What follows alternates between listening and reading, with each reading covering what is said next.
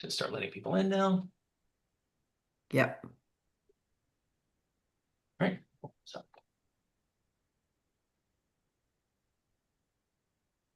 All right, we can go ahead and get started. Okay, well, listen, thank you so much for coming and participating in this, our first Brazil Center event of the year. Basically, we're in a strange moment, and I hate to use the old Gramscian quote, the old world is dying and the new one is not yet born. We're in a time of monsters. I think we all kind of feel that we're in a time of monsters. But what was very clear at the COP in Brazil is that this was a moment of recasting both COP processes and climate activities. The COP itself seemed contradictory. You had a great deal of local participation. It was the first in the last 3 years that wasn't taking place in an authoritarian petrostate. So that gave it a kind of a different feel. And there was lots of presence of civil society and scientists. But at the end of the day, it looked, as they say, as though the suits had won. Hi, Ronnie. Just came in. Hello. One of the things that looked very interesting was a kind of Colombia, Netherlands breakoff group that looked more interested in what we like to call the roadmap to a new set of climate dynamics, and also more collaborative and multinational in its approaches. We also had clearly new forms of cooperation and new forms of adaptation are clearly on the agenda, but the petrostates block the larger processes to wind down fossil fuels. And also, we're in a fraught moment vis-a-vis fossil fuel economies, recarbonization of large-scale economies in some senses, and the geopolitics of critical minerals more generally, in which places like Amazonia and Latin America and elsewhere in the tropics, all very critical as climate pivots, will come into play. We'll be going through our several presenters. Our first is Dan Kamen, who is the Bloomberg. You need several lines here. The Bloomberg Distinguished Professor of Energy and Climate Justice in the Whiting School of Civil and Systems Engineering in the Paul Nitze School of Advanced International Studies at Johns Hopkins. It's kind of a 19th century title, sort of like being the Lord of and, whatever. His current projects focus on decarbonization of power systems worldwide, energy access and social justice, material science for low carbon economies, big data approaches for clean transportation, and the electrification of health facilities across Africa. He's currently in the Nairobi airport and will have to leave very shortly. So he'll be giving his talk and we'll have his Q&A right afterwards. With the other presenters, I'll introduce them before they speak, but we'll hold off on the Q&A until we get to the end. So Dan, would you like to start now? We know that you're on a time constraint here. I am indeed, and thank you so much for tolerating a talk from an airport. And it's great to see people like Susanna, old friends, at this really complicated time. So all of you have seen the chaotic steps backward, steps to the wrong side of history that the US is making. But I just want to emphasize a little bit of kind of the COP dynamics around these issues. So I'm someone who's been to 22 of the COPs. And you can argue that's a sign of failure because you would think 22 meetings in, 30 meeting series, we have actually made some progress. And in Paris, we corrected the mistakes that were made in Copenhagen, arguably, and set a good goal. But almost no one thinks that 1.5 degrees is a possible endpoint. 2 degrees is almost certainly out of sight. And what that means is that the dynamic around what the COP was originally designed to do, to coordinate and organize true partnerships between the North and South has broken down. So Susanna's Gramsci quote to begin is, I think, really critical. And just to highlight something that got a lot of news right before the COP, that was one of the biggest wet blankets, was that the British government worked exceedingly closely with the Brazilian government to work towards this $100 billion global forest fund, and then proceeded, due to internal, I will call it British cowardice, but if I was British, I might have kind of other language about other priorities and financial issues. But essentially, one of the two guiding nations to set up this forest fund backed out and left President Lula essentially on stage without that northern counterpoint partner, which has worked relatively well in the COP processes before for the RED and RED plus processes that were never at all perfect, but were at least partnerships that invested significant money in Indonesia and Guyana and elsewhere. And so there are bad actors outside of the US, but you certainly can't do anything without recognizing just how destructive the US is being to its own intellectual and sustainability chops, as well as things going on elsewhere around the world. And in fact, I was recently at a meeting of African ministers of energy who essentially clapped for the Trump perspective because they felt that the carbon imperialism, carbon colonialism from a number of aspects of the Biden and some of the Scandinavian administrations were holding them back. And that's just so ironic, given that after many decades of struggle, clean energy is now cheaper than fossil fuels, produces more jobs than fossil fuels, is more scalable, and comes in under budget, whereas none of those are true for fossil fuels. So it's as if not only is the US administration poisoning its own nest, but it is poisoning other nests around the planet right at the point when the transition actually could be going on. And so many of the dialogues we'll talk about later in the call, aspects of how is it that we invest more in not just climate, but the SDGs? How is it that we empower indigenous groups so they can truly become masters of not only biodiversity and community issues, but also the carbon budgets of their countries and regions? And so it is a scary moment overall. And so the piece that I kind of want to highlight, and it's hard for me to say this, to be the opening Debbie Downer at the meeting. My students normally think I have this irrational optimism and their job is to rein me in. But if we look at the climate story, I just kind of highlighted it in brief, and we've seen the US deciding that Venezuelans' incredibly unprofitable oil is a place to go, whereas China and Asia have now become almost 55% of global clean energy installed worldwide. So totally different directions in the US and China. But if we look at the United Nations Sustainable Development Goals, so whether you love them or just tolerate them, those 17 goals and 169 sub-goals are all essentially, mom and apple pie things.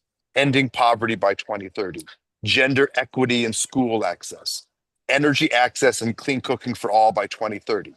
And over the past 4 years, we have made negative progress on 13 of the 17 goals.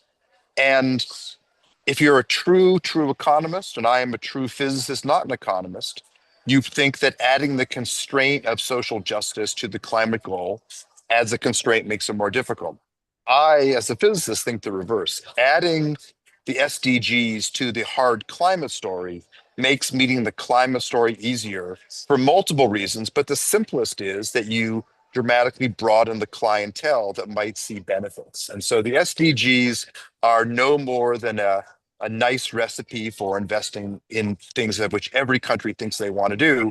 And not one single SDG was significantly advanced, not only at this COP, but as Susanna highlighted, at the previous fossil fuel COPs, where there were more petrochemical and fossil fuel lobbyists in the room than there were environmentalists on occasion after occasion.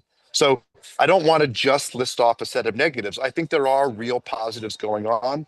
I do think that we are seeing a rise of some Southeast Asian and some East African, and we'll see what the next turn of elections and things in Brazil takes. There are positive signs about understanding that We are on a shrinking, hot, crowded planet, et cetera, et cetera.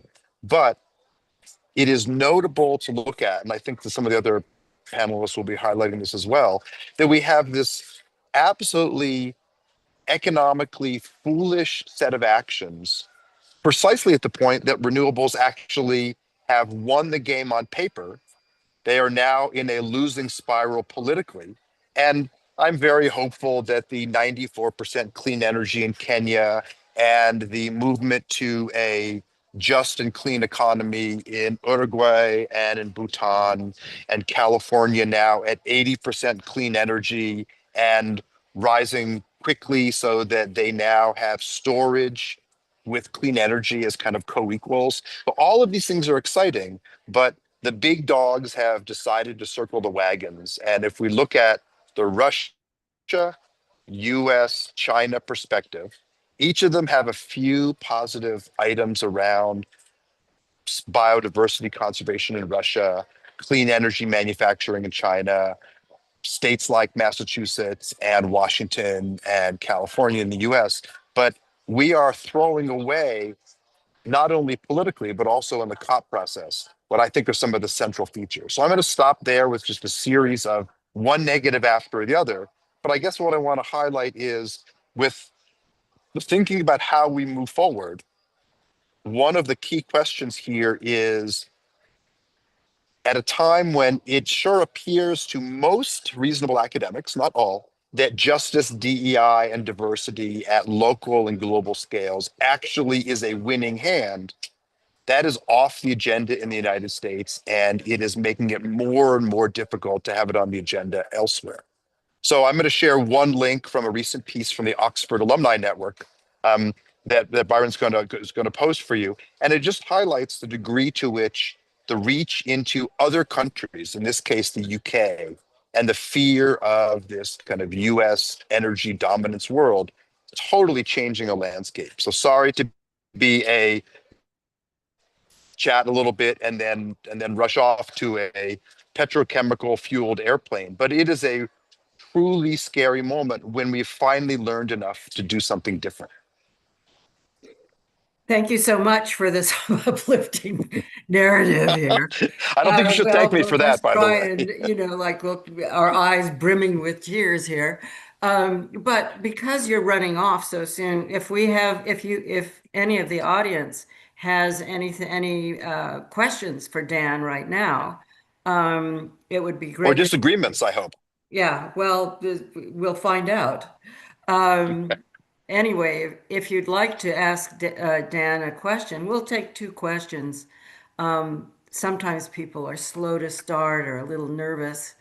And if you can just put it onto the Q&A, that would be just great. If not, you're shuddering in fear. Is that what we, I think have? if any of the other panelists had a question or a comment, they could jump in as well. Yeah, Raoni, or just convince me that I'm wrong. I would love that. Yeah, well, we'll find out, as they say. Do we Susanna, have? may I? Yeah. Yeah, hi Dan. Very nice to talk to you directly. Susanna has talked long about you, and so I'm glad that we are meeting online at this time. We exchange some emails, but it's nice to be seeing you on the other side of the screen. Yeah. I think one quick question related to your opening statement, which actually brought me to a declaration from Donald Trump on basically the national security document of the United States, in which, interestingly, it says that climate change is basically a pretext, a hoax. It's fake, but it's something which benefits our enemies, right? So in a sense, it almost seems to me, and I would like you to, if you could talk a little bit more about that when the West, and I mean mostly Europe and the United States, started saying we need to make an energy transition, invest in solar, invest in wind, and start making investments in that direction. So most of those technologies were first developed in the United States and Europe. And then China just took it up and scale it up and make it cheap. And now it's actually making money out of the energy transition. and that's creating problems on the baseline, at least perceived problems on the baseline of the US economy. I mean, if you could tell us how why that happened, is that really the case, that more transition means an US economy which is worse off also from a purely industrial point of view, or how are your comments on that? Yeah, so I think you hit the nail on the head. I mean, on the one hand, unfortunately, if you read chapter 5 of Project 2025, you will see statements about investing in energy diversity not only weakens US industrial positions, but it does something which I think is just factually untrue. And that is that if you look at this perspective that this is a very Chicago school perspective. Sorry, Susanna, but this Chicago School of Economics perspective that we can deal with this problem if we have to when we're rich enough and when we're richer down the road. That's a core piece of what you see here. And so this idea that somehow all of these issues are going to go away. And so when I sat down with the Secretary of Energy, so you're right, he literally said, energy efficiency, clean energy, this is a distraction from a investment in the poorest economies, despite decades of evidence that big fossil fuel projects benefit, if anyone, big industrialists, and absolutely leave low income people, the environment in shambles in their wake. And so the data is clear, but I think the other feature about the US situation right now is the data just does not matter. Right now, we're in a moment when, unfortunately, narrative matters.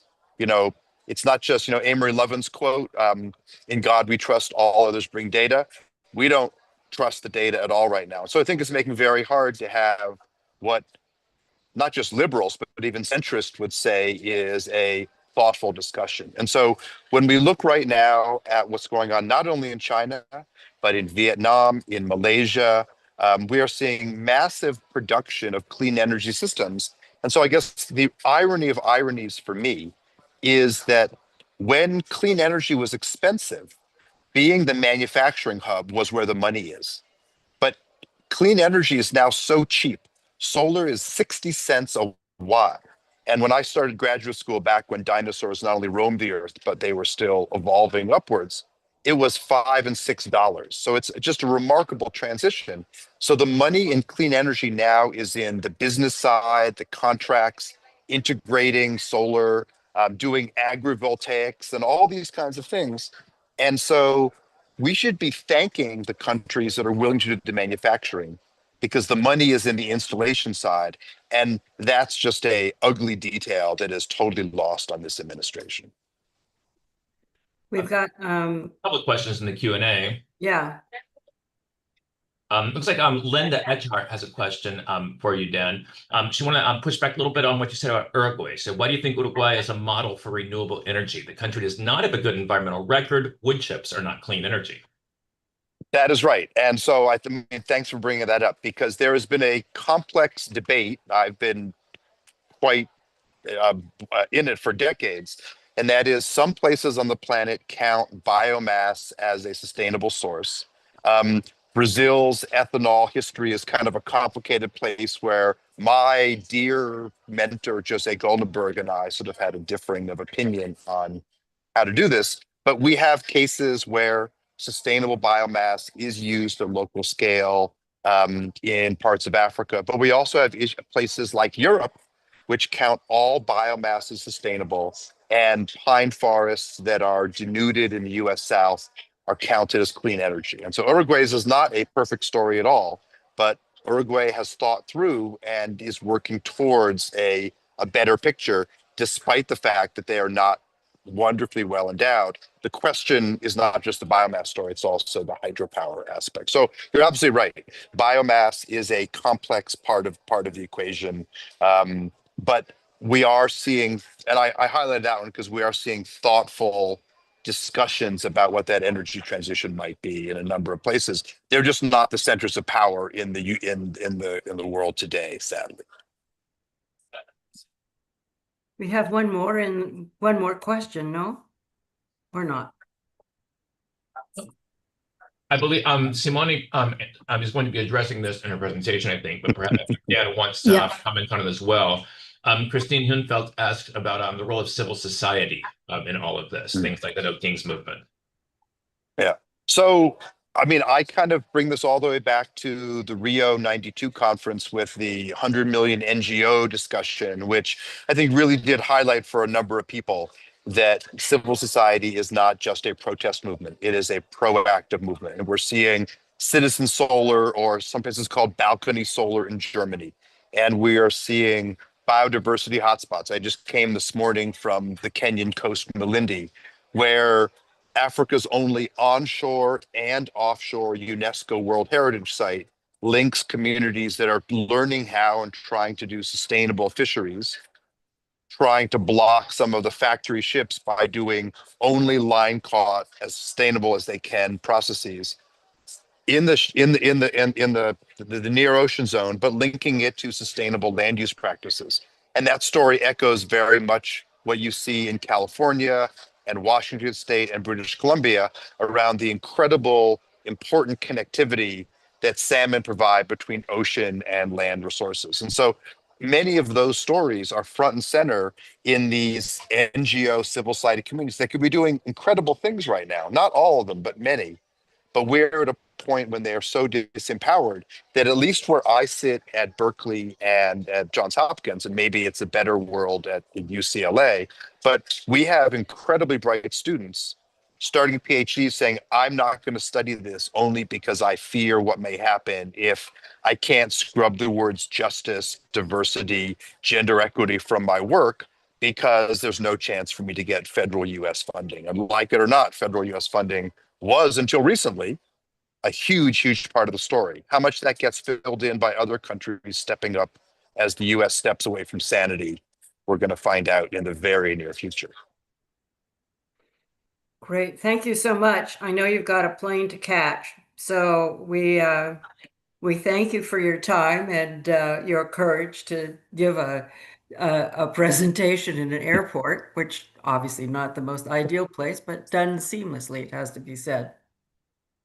So just Well, as a thank you all. I look forward to the questions afterwards. okay, Yes. just as a final comment on Amory Lovin's thing, I think someone said to the Pope recently that we can either get our energy from heaven or from hell. So this is where we are now. I think we're on the hillside right now, but perhaps there could be a change of heart.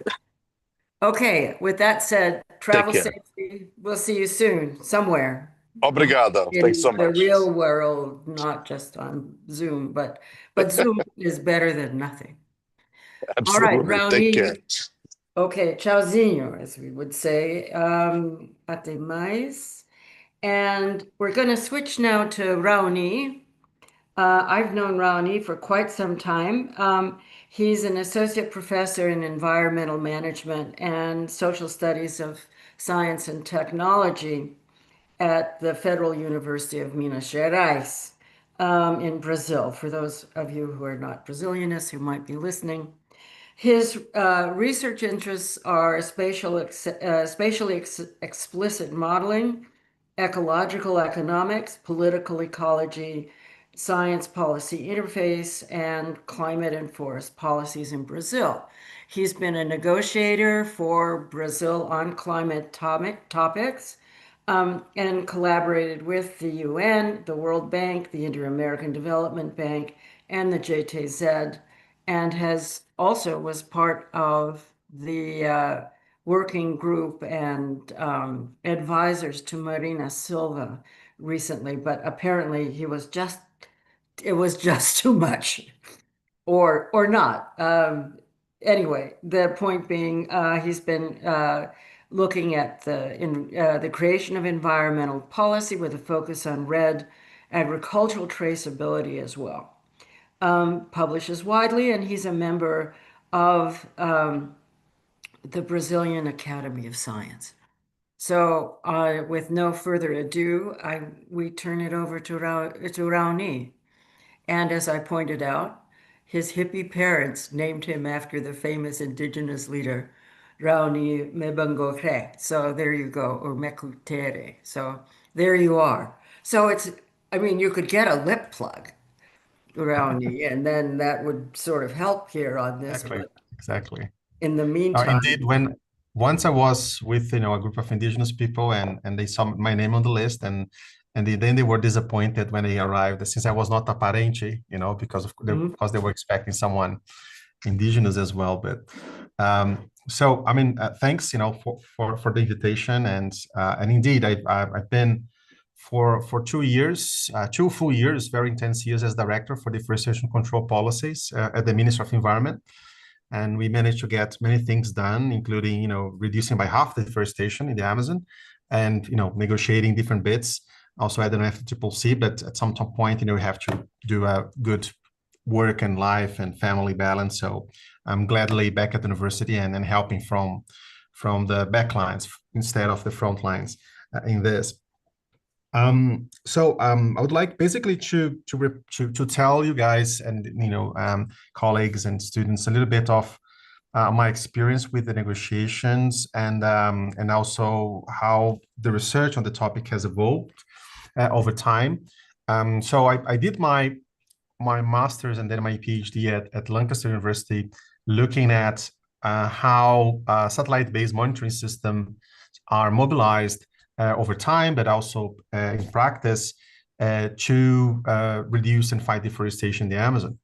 And as I was finishing my research, and basically the issue of carbon credits and REDD+ became an increasingly big thing. So I thought, well, let's try to understand this world, and that was definitely something coming from the UNFCCC. So that's why since 2013, I started doing research on this, talking to negotiators, and then I followed all climate negotiations and since 2014, so for a little bit more than 10 years as an observer, but also in those last 2 years as also a negotiator. And the COPs actually, it's a strange animal, right?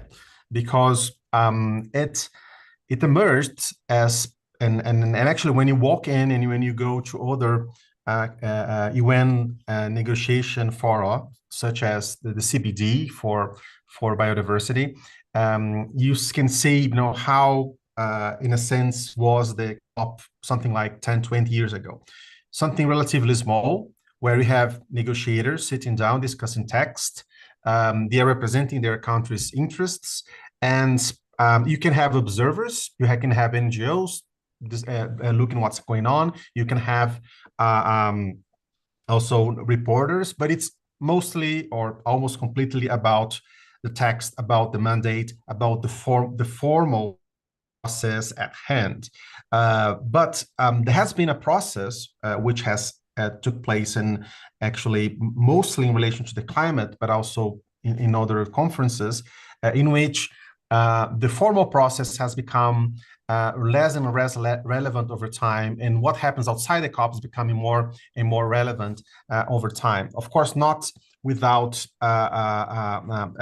ups and downs. For instance, there is, from the perspective of negotiators, a little bit of frustration that the COPs have become also a big, on the perspective, sometimes quite cynical, a big show. So they see, what are those people just coming here, flooding, our registration queues, flooding our canteens, and we are here, really working hard throughout the night while people are basically touristing, right? Sometimes some of them might have this very cynical understanding of civil society, and I mean, you can understand also their frustration, because when you start following and actually negotiating, those are extremely long hours. It's a lot of stress, lots of unpredictability. So you're basically sometimes having to work in sessions which can last more than 10 hours, 12 hours. And then you have to be very attentive. There is not, especially if you're not a big country, it's only you who's doing that. And then you might be off because the presidency is taking up the task, going to do some closed door negotiations with different actors. And then you have to be all the time looking at your phone, 24 hours, because, and then you have on the big screen saying the next meeting is going to take place at 8 o'clock. And then, okay, organize yourself, you just go to the hotel, take a shower, and then you come back. Oh, no, now it's 10 o'clock. No, now it's 2 in the morning. Now it's 3 in the morning. Okay, now it's 9 in the morning. I mean, it's a maddening process. It's really a maddening process. But over time,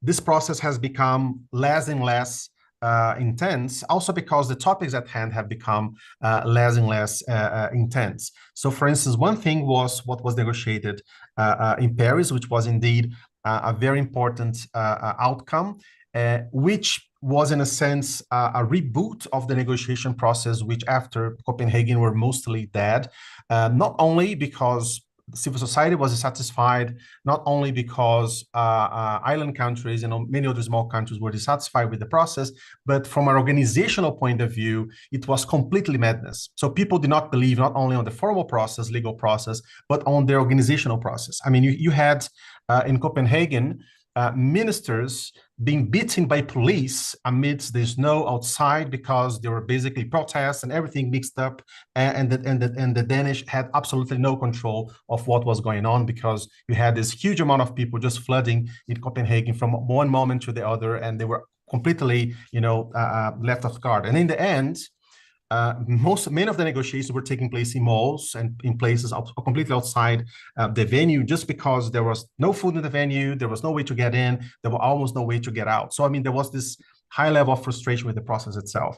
So for Cancun, for the Mexicans, it was very important to retake that process as something which was much more negotiation-centered.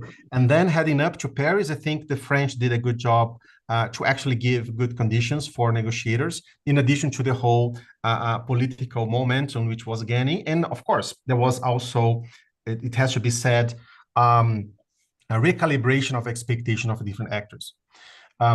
When you had Copenhagen, there was an expectation from southern countries, from the global south, that there would have been binding top-down basic targets, pretty much like Kyoto.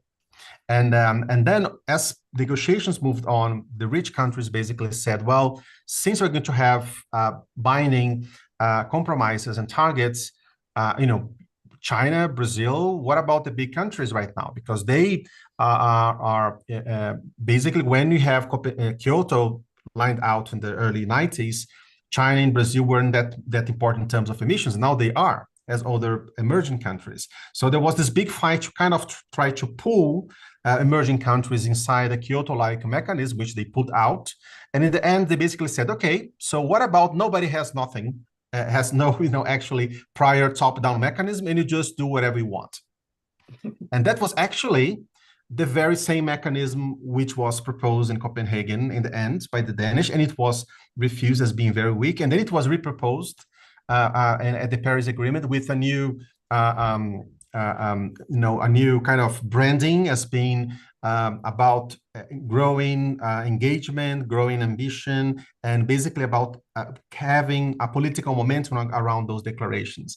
And so we have Paris, which is mostly an agreement that managed to still include the carbon markets, which was hated by many developing countries, like especially Bolivia and Venezuela, but they don't use the term carbon markets. They just say internationally transferred outcomes and contributions, ITMOs. So, I mean, it's basically a workaround in terms of wording, and also a process which is basically self-declared.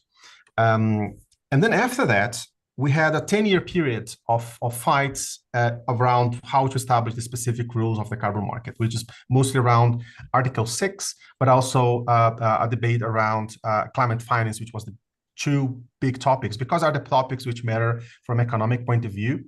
You have some discussions which are around representation of certain groups, like, Brazil commemorating, now we had quilombolas in the text, but those are, basically symbolic gestures. They don't have actual concrete impacts, and quite often they are just left there as a way to also accommodate the demands from different people. And so we reach COP30 a little bit as the end of history, really. because what's next, right? I mean, the main elements are negotiated. Now the agenda is basically, becoming more and more about, whistles and bells and decoration. Things like, okay, what are, for instance, one of the topics that was left outside? What is the specific indicators for adaptation measures? Well, of course, it's important to do that. But when you compare this kind of agenda with what are the rules of the carbon market and what are the climate finance, how to reach the 1 trillion, of course, they are at a completely different level of importance. And then what's left for the future?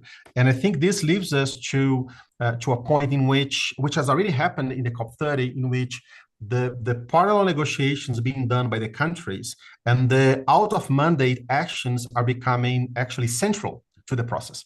And I would like to cite two, which I think are the main and most important outcomes from the COP30.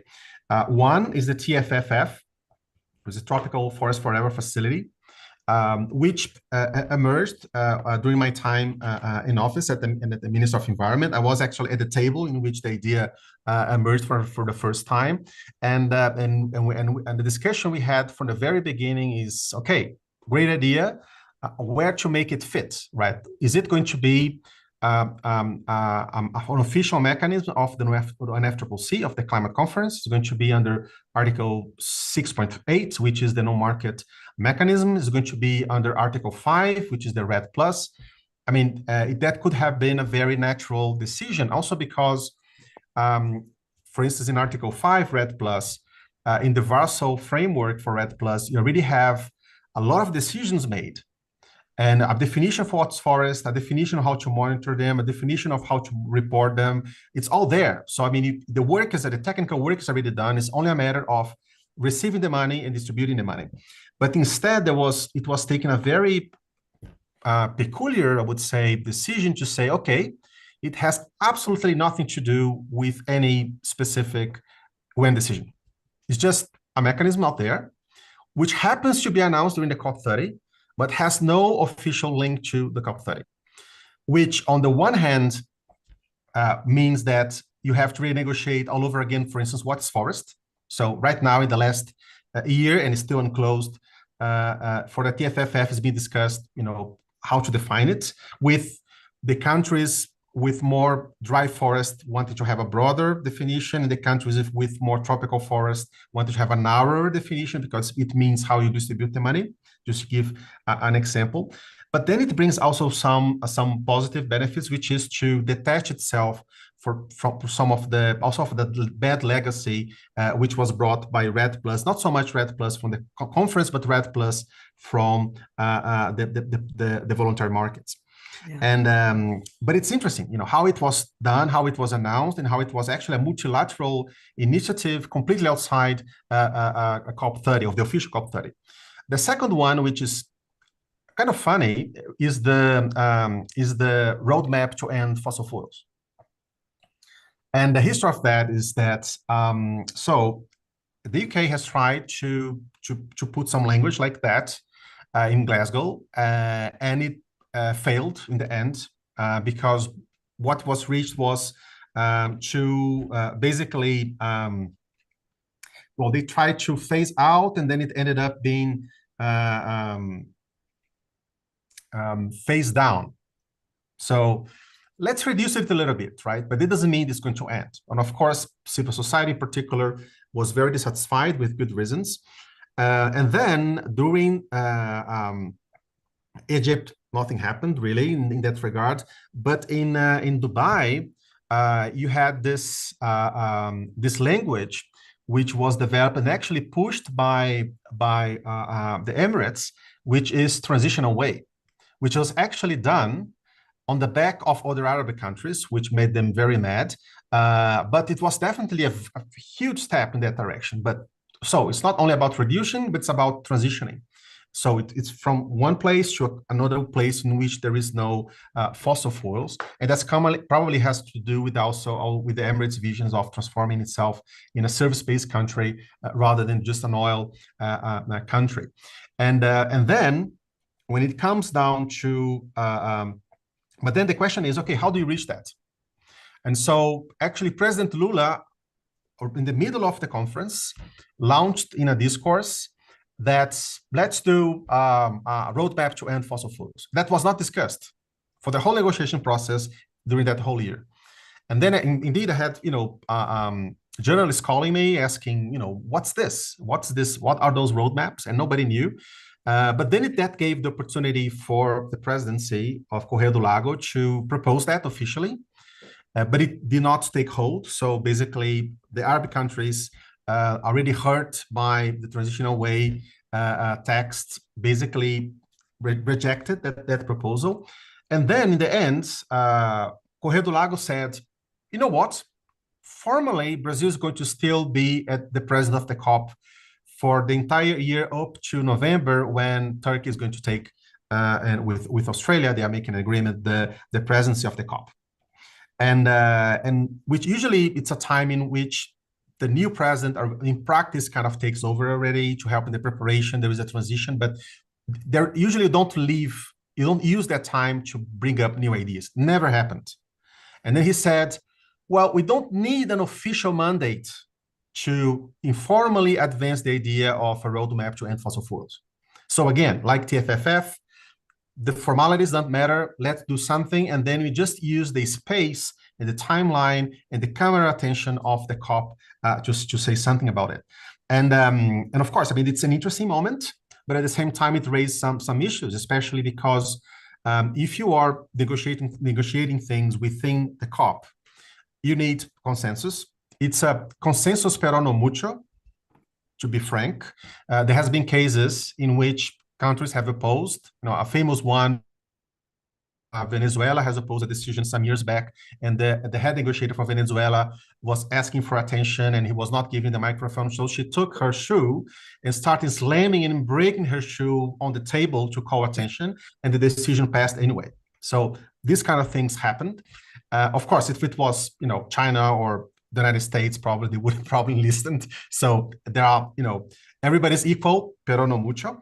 And but in practice, if small countries band together, as they did in Copenhagen, they can demobilize a negotiation process. They can just abandon the conference rooms without 2/3 of the UNFCCC parties. The negotiations cannot move forward, and so there is power on the hands of the little guys. But if you're doing things on the side, those who have camera attention, who have media attention, who have mobilization possibilities have power. Those that do not have power. So it kind of also shifts some of the political economy of the COPs and of the climate negotiations in the following years. That's it. I hope it helped a little bit to provoke some ideas here, and I'm happy to answer any questions. Let's see. Well, I have some questions. With the TF to the third, and with the Colombia-Netherlands dynamic in place, do you actually think, particularly I'm curious whether you think the Colombia-Netherlands roadmap group can emerge as a counterweight to the sort of petro-state power within these climate negotiations? And also, should we just have a postmortem for COP and go into a new birthing, having birthed a new sort of set of approaches? Think of that as a kind of transformation of this, rather than sort of staying within the same old COP regulatory framework. Yeah, I mean, this relation between TFFF and oil is actually interesting, because when the initial ideas for TFFF emerged, one of the ideas was that what if for every barrel of oil produced in the world, you have a few dollars which were put aside for forest protection? And but then there was an explicit decision to not follow that route.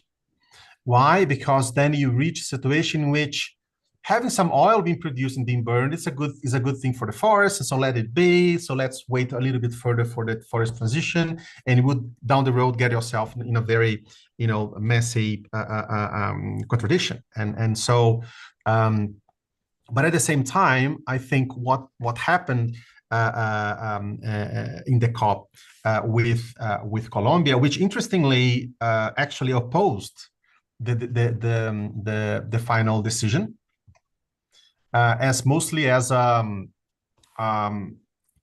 political statement, which was very strange,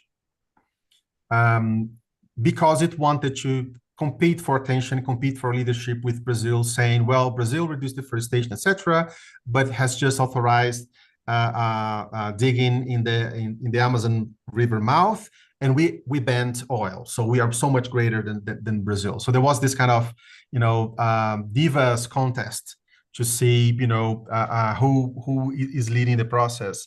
But at the same time, I mean, with TFFF, TFF is not actually a mechanism to establish a political process such as REDD+, et cetera, or a roadmap to end oil or end deforestation. It's something actually much simpler. It's just a financial mechanism which draws upon the financial markets to produce interest rates, and those interest rates are redistributed to countries with almost zero deforestation in proportion to their standing forests, so that you don't need to have deforestation reductions and all of that to actually have money for a standing forest. You can have theoretically in a sort of endowment fund money for forests forever, as long as you have enough money on this fund, right? So that's the basic idea. But there is definitely some geopolitical rivalry taking place between the countries, and especially when it comes down to forest and oil. Boy, other panelists, do you have any comments to make? Simone, this was a lot triggered by civil society, so maybe you'd like to say a few words as commentary. Yes, thank you so much, Roni and the other panelists, for also sharing your personal experiences participating in COPs, from, giving us this little, historical line of chronology of the COPs and how these spaces have been changing. And I was curious, because this is related to also my presentation today, is I'm curious to know about how much these new emerging solutions that are not emerging, well, they are maybe announced and they are advanced at COPs, because where people meet and talk and discuss and have that time and the momentum, but then they follow like a parallel trajectory, like you're saying, the TFFF, the roadmap out of fossil fuels. So just wanted, perhaps you could comment on what do you think is the role of civil society in shaping also these processes and these new emerging, parallel initiatives that have a life of their own, we hope. Thanks. Yeah, thanks, Simon, for the question. And actually, I think civil society can have an even more central role, actually. And we see that in TFFF, for instance. If you look at how REDD+ is structured, it's almost, it's exclusively government-centered. I'm talking about, about REDD+ within the Varsal framework. So you have review process, you have publication process, but then you have experts, and at best you have NGOs writing up papers, showing to the negotiators, here it is, et cetera. But for TFFF, you actually have NGOs sitting on the technical committee discussing the rules, as if they were countries, right? So because you don't have to follow the party-driven logic, which is so central and so dear to the UNFCCC. So on the one hand, you have that, But on the other hand, since you don't have proper disclosure rules, for instance, because for when FCCC, all the text has to be published, all the steps. So actually, it's such a wealth of data for researchers and for civil society because you can see when you look, for instance, let's look like Paris, the word text in Paris really saying top down.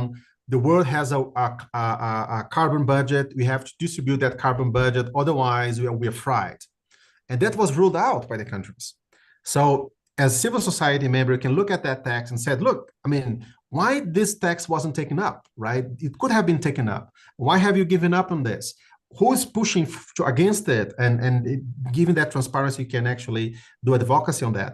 But when you have something which is parallel, where are the negotiation text for TFFF, right? There might be with some other people participate in this, etc., but there's no formal obligation to make it transparent, to make it actually also accountable. And if you have, if you have everybody, and I think it was the case of TFF, is the case of Brazil, actors very seriously engaged on this, wanting to make, etc., it's great. But if you have, let's say, for instance, a spin-off of the ending oil roadmap in which the private sector, the big oil sit together, and they're going to do the monitoring, they're going to do the rules, they're going to do the indicators without that level of transparency, maybe, there's not going to be good results because, there are going to be different ways in which this lack of institutionalization of the process would go for the bad, not for the good.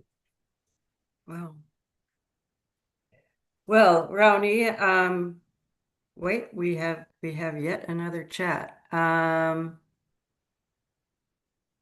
Thank you, Raoni. That's super interesting analysis. Always positive, but also constraining at the same time, like a real challenge. Yeah. Okay, well, yes, this is really interesting. And also, I think it sort of is giving us sort of a hint of, it gives us a little bit of a postpartum beginning of a different kind of set of strategies in the longer term. I think we're sort of seeing the COP stuff being kind of not exactly moribund, but more constrained than we thought. And that also it seems to not be very generative these days. And so you can see that the external stuff is becoming more dynamic. On that note, let's switch to Simone. We do have one question that just came in Q&A. Okay, yes, please. So Christine Hunfeld has asked again, what would it take to depoliticize, denationalize, de-economize environmental concerns and historicize more? How do we get to where we are? Do we need a different kind of discourse? Raoni, it's up to you. You, science and technology studies, you go. Yeah, it's a very good question, and actually it takes back to what, Susanna, we were talking about on the history of the Amazon, internationalization of the Amazon, how environmental concerns. So I mean, very quickly, I'm doing some research on and writing a couple of papers on how the military regime saw and actually implemented a lot of environmental policies and worked very closely with lots of scientists, and they were not that. Actually, they laid out a lot of the infrastructure we still use today, including, the forest code and INPE's monitoring system. And then you have Bolsonaro, the former president, saying that INPE, which actually a brainchild of the dictatorship, lying, manipulating data, working for the NGOs, how come, right? It's like, denying your own, offspring. And I think one of the problems is that you cannot do all those things at the same time. I mean, you can depoliticize environmental discussions and policies, and that was basically what happened during the military regime. Environmental discussions inside the government were not considered to be a right or left. It was just technical concern, but then you could not disconnect disconnect this from the developmentalist dogma. So, I mean, you could talk about how to optimize the environment, deforesting here, protecting there, but you could not deny that Brazil would grow more and more and more, and that would be a good thing, right? Or, for instance, you could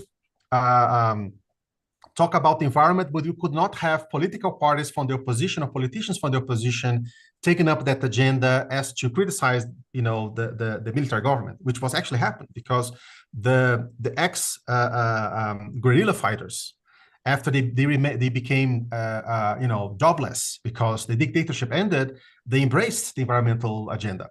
And then from that, you have the emergence of this whole discussion of the watermelon theory, in which what looks green from outside is actually red and communist from the inside.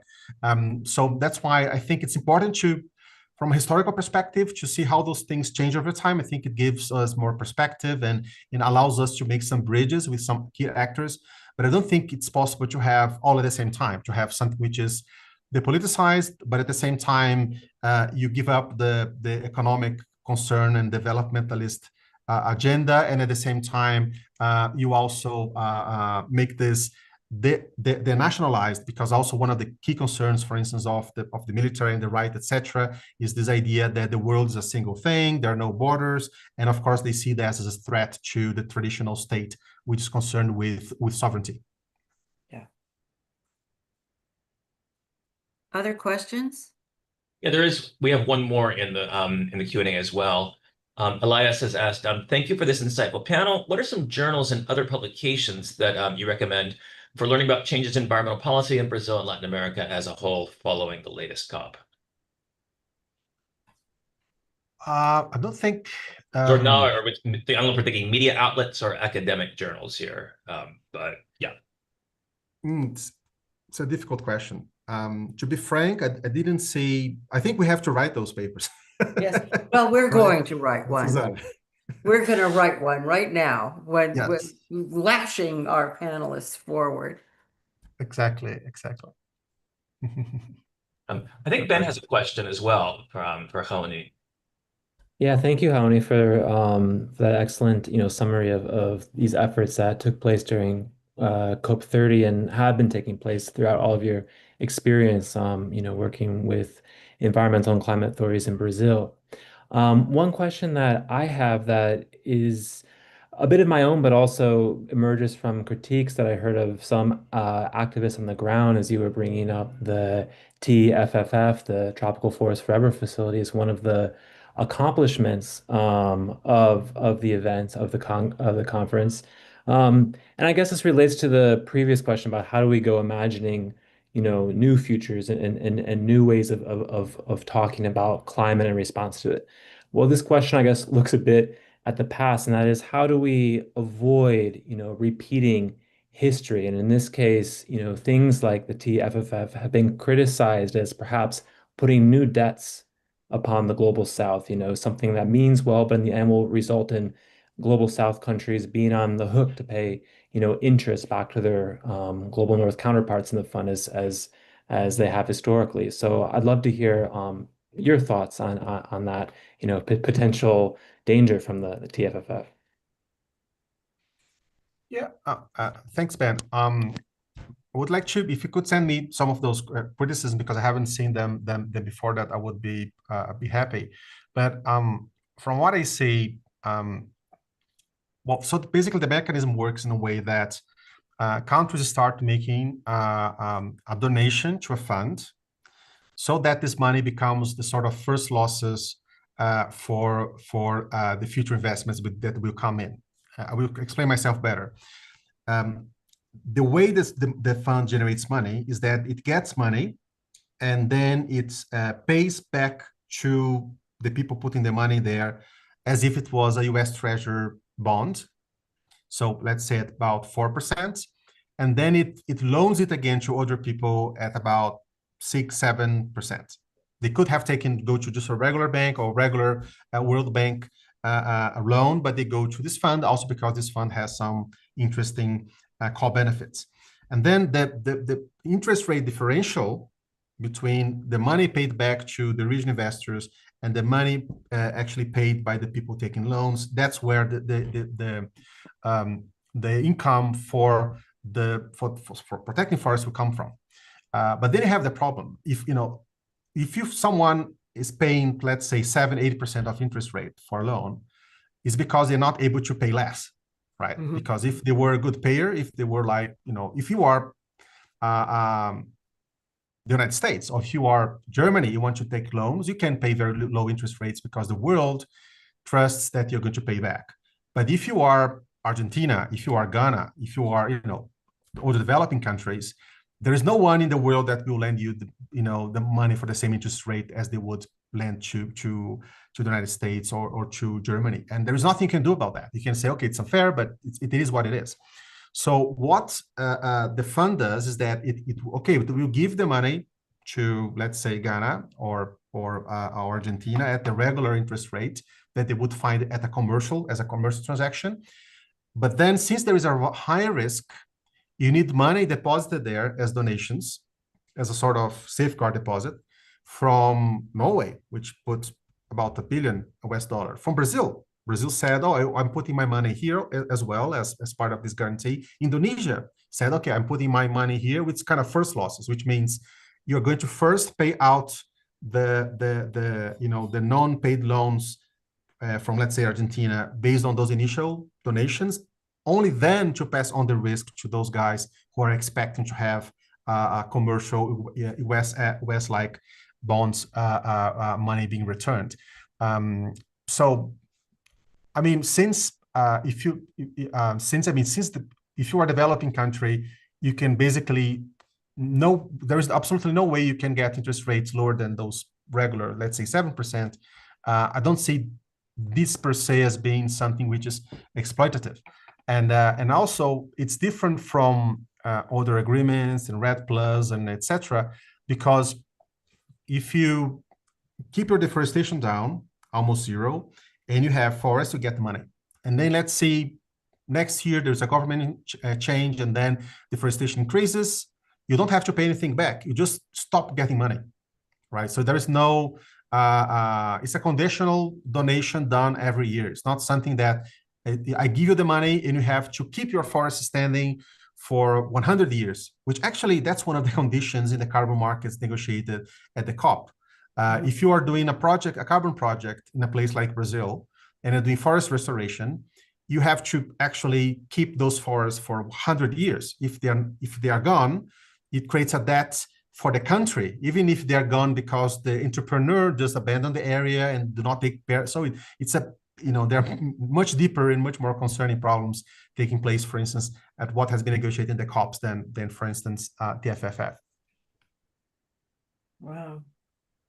Well, on that note, and in that sense of complexity, of course, there is also, we didn't get to it, but there's that question of the debt for nature swaps, which also emerge from all of these. But let's go to Simone Atahaide.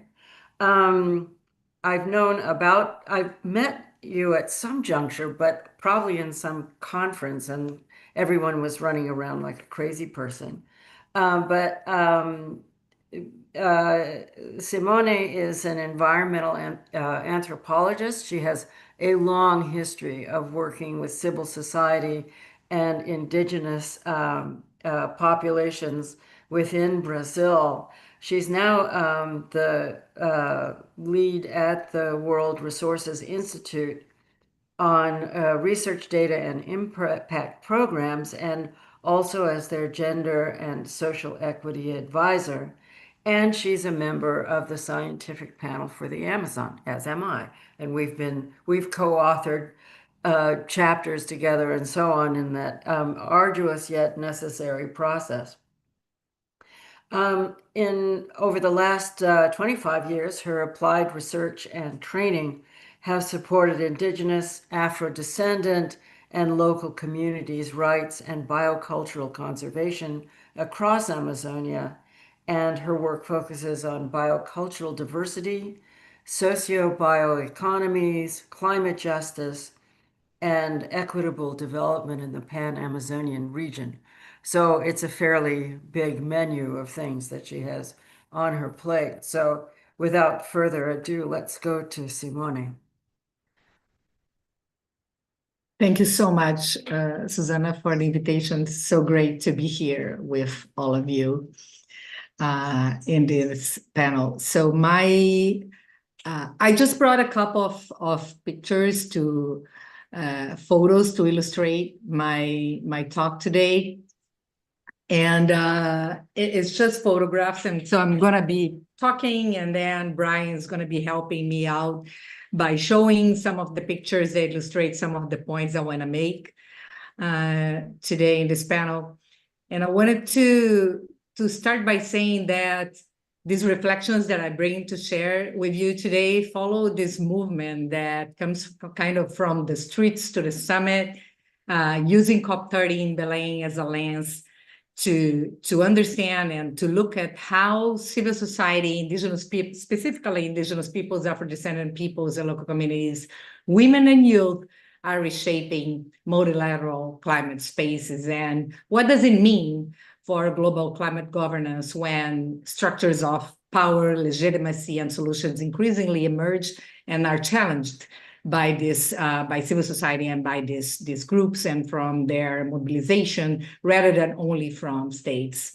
I think it has some connections with what Raoni was describing, you know, this changing environment and the changing of the face of multilateralism, but at the same time, how much power and influence do these movements and do these strategies that are developed by these groups have in that specific space and in the decisions that are made and implemented.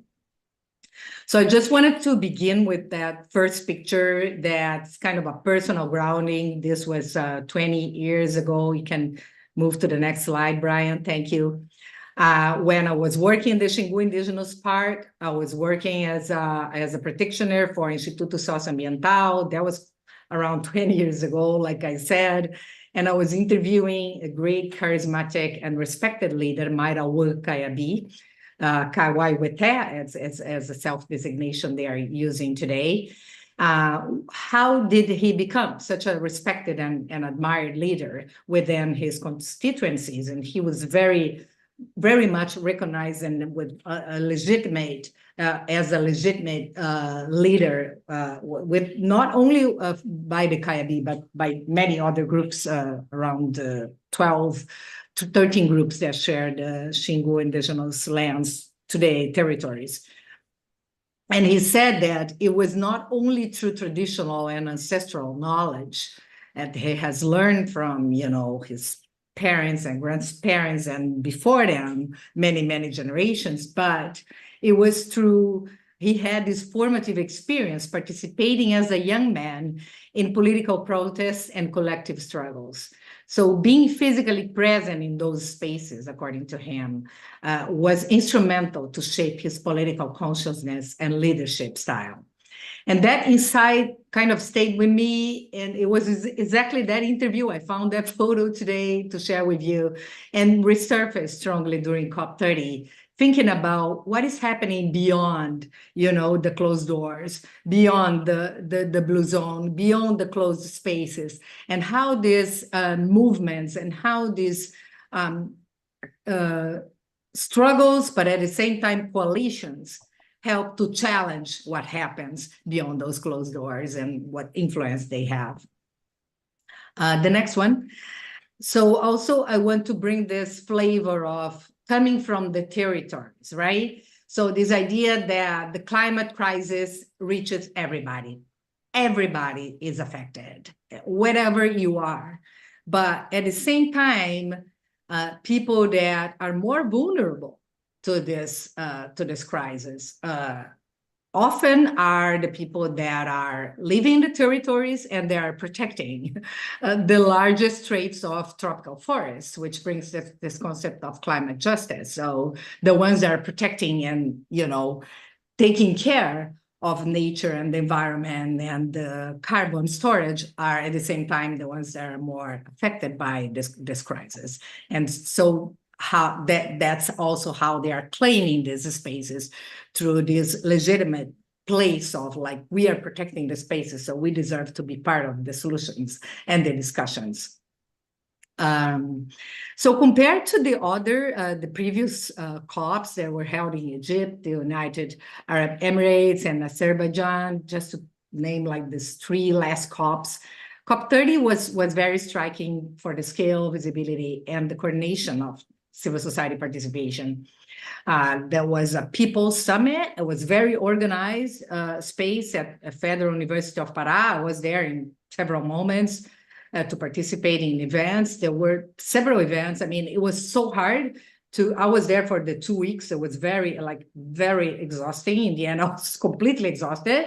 But at the same time, there was so much going on in parallel of, the main events. And indigenous peoples, Afro-descendant local communities, women's organizations, youth movements were present in the streets, in the Green Zone, in the People's Summit, and across also digital spaces. So reflecting all these strategies and occupying all these spaces, with their claims and discourses, but also through this unifying concept that they are putting forward at COP30, especially in the declaration of people's internationalism. Internacionalismo popular. That's how I translated it to people's internationalism, and people's in the plural, to just convey the plurality of these groups. And within each category, the plurality that exists, the different languages they speak, the different lands they occupy, but also fighting for a common goal of land rights, recognition of land rights, human rights, and the right to participate and the right to be present and to be heard in these spaces. So this idea of people's internationalism, you can move to the next one, Brian, is grounding this idea that ordinary people share, and these are even beyond these groups, because at the People's Summit, when they handed in the declaration, the People's Summit declaration to the COP presidency that was there in that moment, I was there for that event. It was also all sorts of social movements. It was a movement of the people there, Movimento dos Atingidos por Barragens, so the dams, the fight for dams. It was agricultural, organization. So there was so much beyond only these groups that I want to recognize. So this framing of people's internationalism, it challenges traditional models of international relations that treat sovereign states as the primary and legitimate actors in global governance. This emerged to a response to the intertwined climate, biodiversity, and social crisis, and challenging a multilateral system historically dominated by governments, political elites, and markets' interests, as Hauni puts well in his recall of the previous COPs and the process of COPs. So I want to now talk a little bit about the strategies that, this people's internationalism movement are using and forefront use at COP. And the first one is this idea of coalition building. Strong alliances formed across these groups at COP, which strengthen shared claims around land rights, climate justice, and territorial protection. I participated in Afro-descendant and Quilombola dialogue across Amazonian countries, which was very powerful because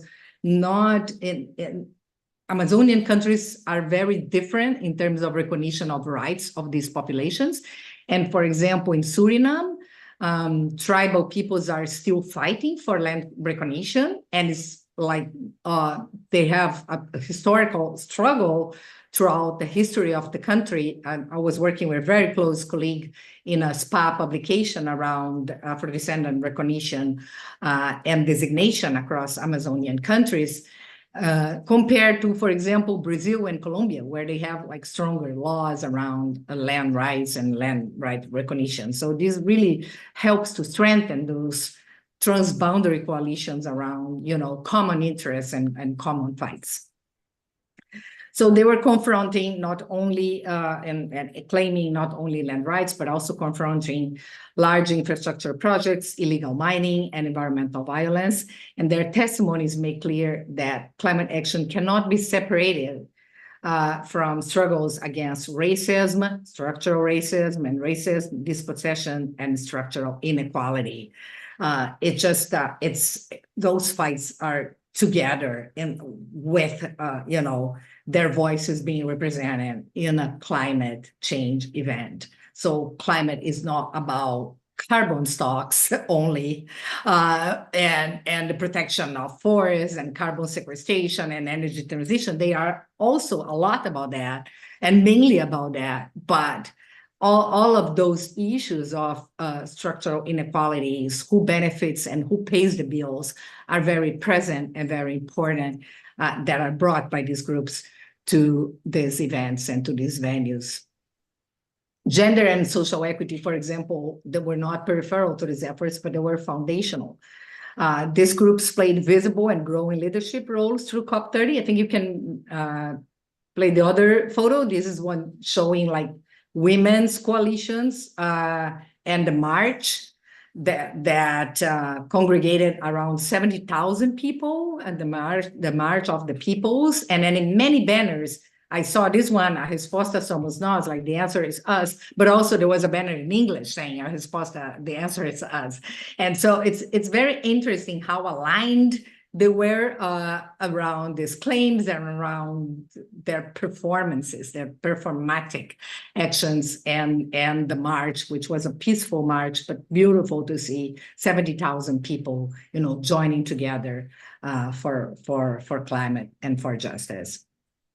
The declaration that was handed into the COP presidency was Minister Marina Silva, Minister Sônia Guajajara from Brazil, and diplomat, the ambassador Andrea Correa do Lago, and Ania Toni, another, from COP presidency, affirmed that there is no life without nature and no life without ethics and care work. Placing feminism at the center of political project oriented towards sustaining life rather than maximizing profit. It was very reinforced in that declaration. They're also very vocal around effective participation in emerging processes and opportunities, such as the TFFF mentioned by Raoni, in which around 20% of these funds should be, delivered and should be focused, should be managed hopefully by indigenous peoples, Afro-descendants, and local communities around the globe. So around 20% is designated to benefit their peoples. Also, more confrontational forms of mobilization. You can change to the next one. This is just showing all these coalitions and people here to these other ideas. A lot of the voices of women were very, very strong at COP. Events that were promoted by women, led by women, with women participation, but also, of course, men leaders together. And then the next one, which also shows, this is in the blue zone. This is as Mulheres, Vozes que Guiam Justiça Climática. It was an event that was like super hard to get in. I was very glad that I got there like 30 minutes before, because whenever there was Marina Silva speaking, it was like a big line. She's a big star, big pop star in that climate arena. And this was an event that showed also how equity and gender and equity are like pillars, very important pillars of climate diplomacy, by the presence of also First Lady Janja da Silva and other leaders. But you can pass the next one, because I want to talk about a little bit about the confrontational forms of mobilization. This is the declaration moment. Just all those are my pictures, so they're not my photos, so they're not very, some of them not very good, but just shows that movement of everybody was there and everybody was also at stage. And the next one, when the children delivered, also their declaration was very, It was a very emotional moment. It was a very beautiful declaration. I encourage everybody to read the Children's Declaration as well as the People's Declaration. The next one, Brian. Okay, this moment. So also among the strategies are more kind of confrontational forms of mobilization that unfolded at COP30. And an unprecedented one was when the group of Munduruku leaders, representatives, invaded the blue zone. And that was like it was strongly received as like that never happened at any COP before. Something like that. So, such a mobilization that's invaded like the negotiations and the formal space. And their demands focus on territorial protection, opposition to policies opening Amazonian rivers to industrial transport, and direct dialogue with national leadership. They wanted they really wanted to have a personal meeting with President Lula to discuss their claims, and those types of mobilizations sometimes are also effective. The protest was resolved through dialogue, producing, the next slide, please, a powerful but yet fragile image of diplomacy grounded in humanity, which is, Ambassador André Correia do Lago holding this Munduruku baby that looks at him as like, what is my future? What do you have for me? What is in there for me? And that photo was was just broadcasted. It went viral when it was publicized. And at the same time, the next one, please. At the same time, people's internationalism faces real and persistent challenges. These include limited and unstable funding. I think that what also Raoni referred to, they are in this parallel spaces, so how they can get in the official, decision-making process, the bureaucracy that is involved, but is necessary in those multilateral spaces. And there are bodies of that, constituencies that already exist with the UNFCCC, the Platform for Indigenous Peoples and Local Communities. We have the UN Forum of Indigenous Peoples and Local Communities, but also we have these new coalitions being formed that are in parallel also of the main, formalized ones. They're very interesting to see how they're going to evolve and what impact will they have in the future. So I was talking about just to conclude my talk here, the challenges, and they include, for example, also language barriers, unequal access to the decision-making spaces, risks of co-optation. We cannot, be blind and just, having like this rosy view of how these negotiations happen and who is present in these spaces and how, and who is not and why. Coordination across these diverse movements, because there is so much, and a leader, Gregorio Mirabal from the SPA, Susana, he was there, and in one of his talks, he said, there is so much, but it is a problem that there is so much, because how we coordinate, there's so much emerging that how we become like a strong voice through everything, because there's just so much and kind of dissipates the efforts. Security threats to frontline leaders, so environmental defenders that are facing these threats, and that's very real. There's a violence, there is assassination, there's a lot going on historically in the Amazon, and ongoing digital and temporal divides that shape whose voices are heard in these spaces. Not to mention, the confrontational space that we are right now with the US government, and the words that cannot be used anymore and cannot be spoken, and the rights that are becoming gradually invisible in political discourse. Yet, COP30 made one thing clear, and can go to the next one, Brian. People's internationalism is no longer an abstract idea or a marginal practice. It is actively reshaping global climate politics, forcefully or not, from the streets to the multilateral spaces, challenging who multilateralism is for, how legitimacy is built and where solutions come from. And when I end with the last slide, has a mini video of the People's Plenary that was there in the last day of COP. It was like, I was very happy that I could get in because I was an observer, and then I could get in. Otherwise, it was being possible because the lines were like kilometric to get into the People's Plenary. And I'd like him to play before I just end the talk. The people united will never be defeated. The people united will never be defeated. The people united will never be defeated. The people united will never be defeated. Thank you.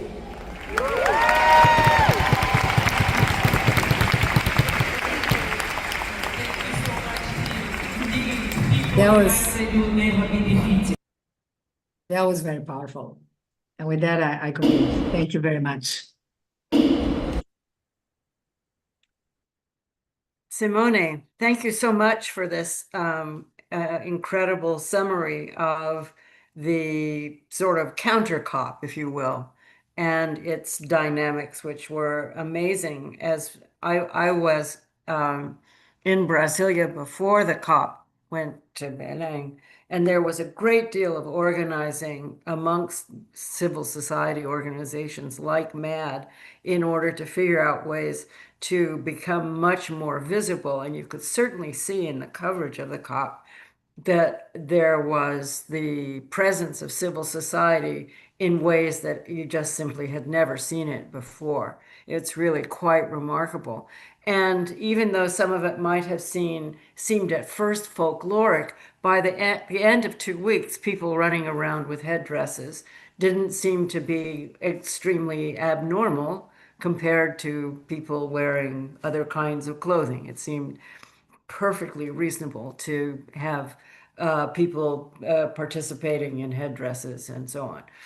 So, and also that visual and performative aspect, I think, was exceptionally effective. Also, how much of this was on the street, because of course not everyone could get into the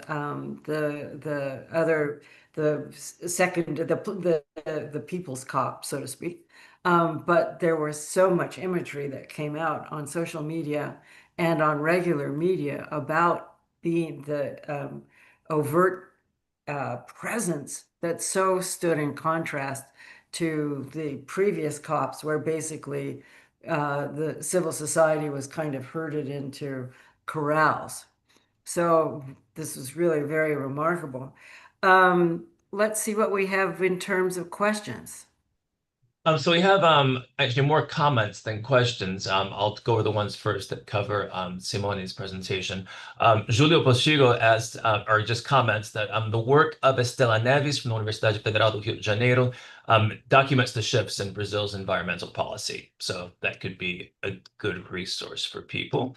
And then our friend and colleague Gerson Damiani from the University of São Paulo points out that at the Institute of Advanced Studies at Universidade de São Paulo, we are currently compiling a list of the most relevant scientific contributions to COP30, which will be available in a couple of weeks.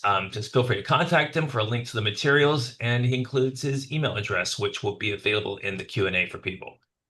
We can also put that up on the Brazil Center site if people are interested in doing these kinds of things. And also the Belém Declaration, I'm losing my tongue here. The Belém Declaration, say it 5 times really fast. Simone, if you can send that, we'll post that on our website so people can go to it and see it, because sometimes people don't know where to get at these kinds of things. Raoni, you were there. What are your thoughts?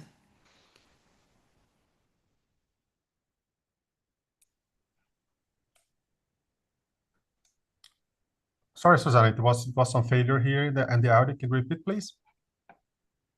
Excuse me? Can you repeat, please? There was some failure in the audio here. Okay. I'm curious what you were on the inside, for the most part.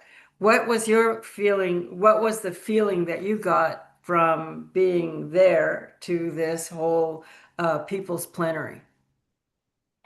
Well, I think it was very important, especially the actions to actually disturb some of the negotiations. Of course, it's a very tense moment, and of course you hear complaints, and also it was extremely hot, as expected, and also as people got in, it's not that it improved a lot because there was a critical failure of their air conditioning because they were absolutely made in a way that was not proportionate to the size of the place and the number of people, but it definitely made the voice of civil society, and especially of indigenous peoples, heard. And I think the way in which the Brazilian government and negotiators dealt with it, with what was positive in the end, especially because I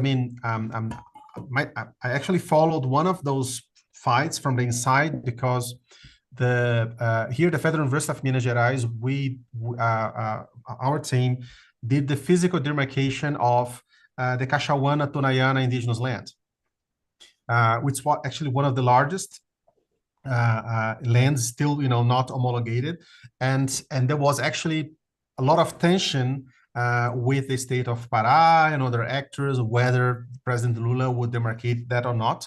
And that engagement and of civil society of indigenous populations really tipped the balance. I saw that from the inside. I don't know that we would have had the demarcation of this, the homologation of this indigenous land with more than 1 million hectares if it wasn't for this kind of action. Wow. Other I agree with Brownie, and this was one among 4 indigenous lands, right, that were announced. Yep. And demarcation was announced at COP, and that was it kind of also, I think the Brazilian government wanted to showcase their environmental leadership, environmental and the climate agenda, and so they were doing all this recognitions, but I think it was very important, and like you said, it was not just happening like that. There was a lot of behind the scenes movements and struggles for that to happen. As we know, that indigenous land sometimes can take decades to be recognized, and sometimes are never. And that is worse for the Afro-descendant ones that Benjamin will talk a little bit about today also in the panel, right? I didn't talk too much about the Afro-descendant rights and recognition because I think that Benjamin will touch upon those issues. But just around the publications, I would like also to say that it was incredible the amount of publications that are launched during COP that we still did not have time to digest.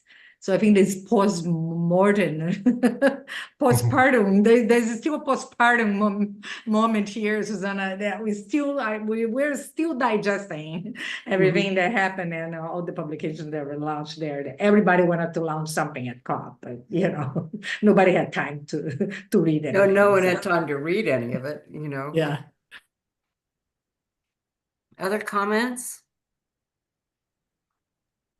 Hi, Simone. I wanted to ask you, after that great presentation, we must have been perhaps crossing paths in Belém numerous times without even knowing it. And I love this concept of the people's internationalism. It reflects this phenomena that we're seeing around the world, and that at least from the point of view for someone who works with social movements, seems to offer some real hope, going forward, where there's not too many other signs of hope.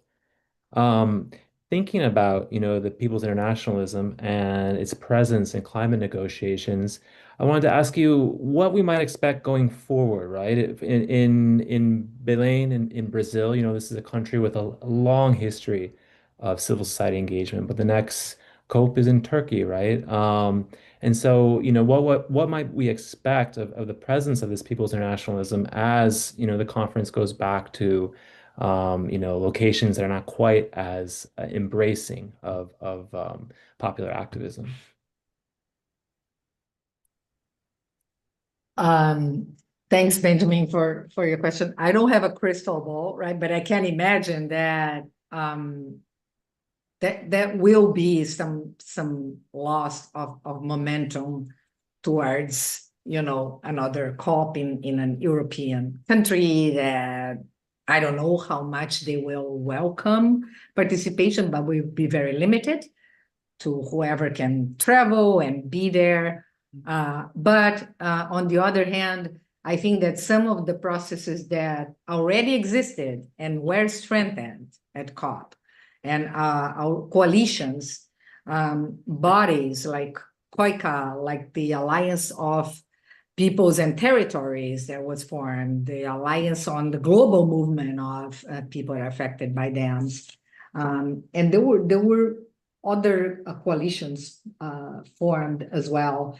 The Indigenous Peoples, the UNFCCC, as I said, Indigenous People and Local Communities platform, as well as the Afro-Descendants coalitions were strengthened through COP.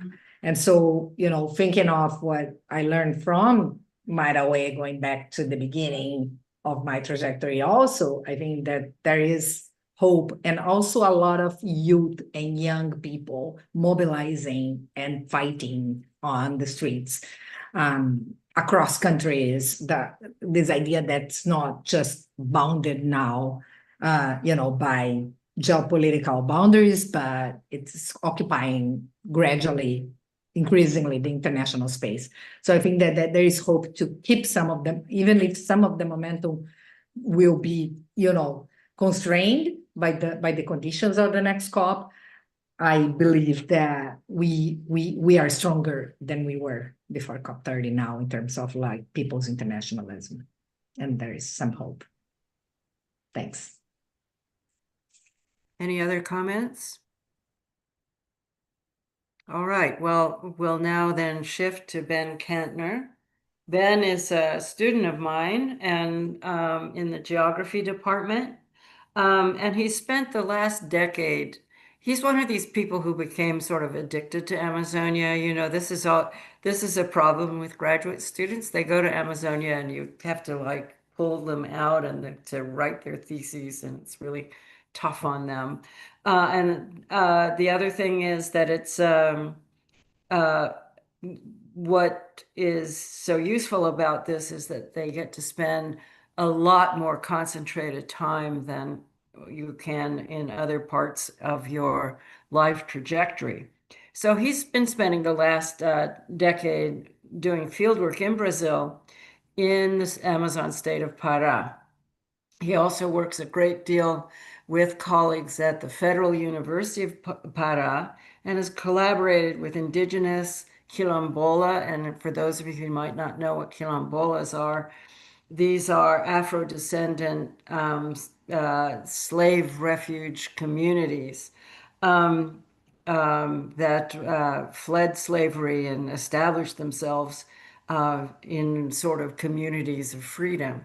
The Amazonia research hardly ever touched on these until really quite recently, until really the last 20 years, when suddenly when people started to look for quilombos, they found them all over the place. So that this was a really important way and form of settlement to much of the Amazon, but it was invisible because it didn't involve clearing things and putting in pastures, but rather living in complex relationship with the natural environment. He's worked on participatory mapping projects for territories and place-based environmental education curricula. So his thesis, and he's just come back, centers on the role of Afro-descendant quilombolas as political protagonists at multiple scales and in the conflicts between territorial demarcation and what's called critical infrastructure within Brazil. So he's got an affiliation with the Federal University of Pará, and also in an organization which includes indigenous and quilombola students who come to the capital, Belém, to pursue undergraduate and graduate education. through research which benefits their home communities and rural territories. So there's plenty to do. It's sort of a relaxing thesis topic there that'll keep you busy for like the rest of your life. But Ben, why don't you just go ahead and tell us about your experience at the COP? All right. Thank you so much, Susanna. And thank you to all the other panelists, Dan, who has left already as well. It's such an honor to be here, speaking with you all, with all of you who are far more experienced and far more qualified than I am to offer, these reflections on this crazy huge event that, was nothing like I've ever seen in all the time I've spent in Belen and in Para. I'm going to share some slides and hopefully that process will work without failure. So let me do that really quick. It's always a bit of a gamble. No, it'll work. It'll work? Yeah, we can see it. We need to get it into there you go. Okay, so let me see, is that working? That's not quite the view I want. Let's say you would think as a TA I would be totally able to do all this already. Okay. 1 second. Sorry, something's not going right on my end.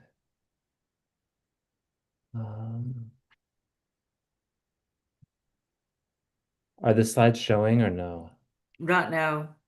They were before. Just put it back up as you were, even if it's not as perfect as you like. It was still Okay. enough for us to see. Okay, 1 second.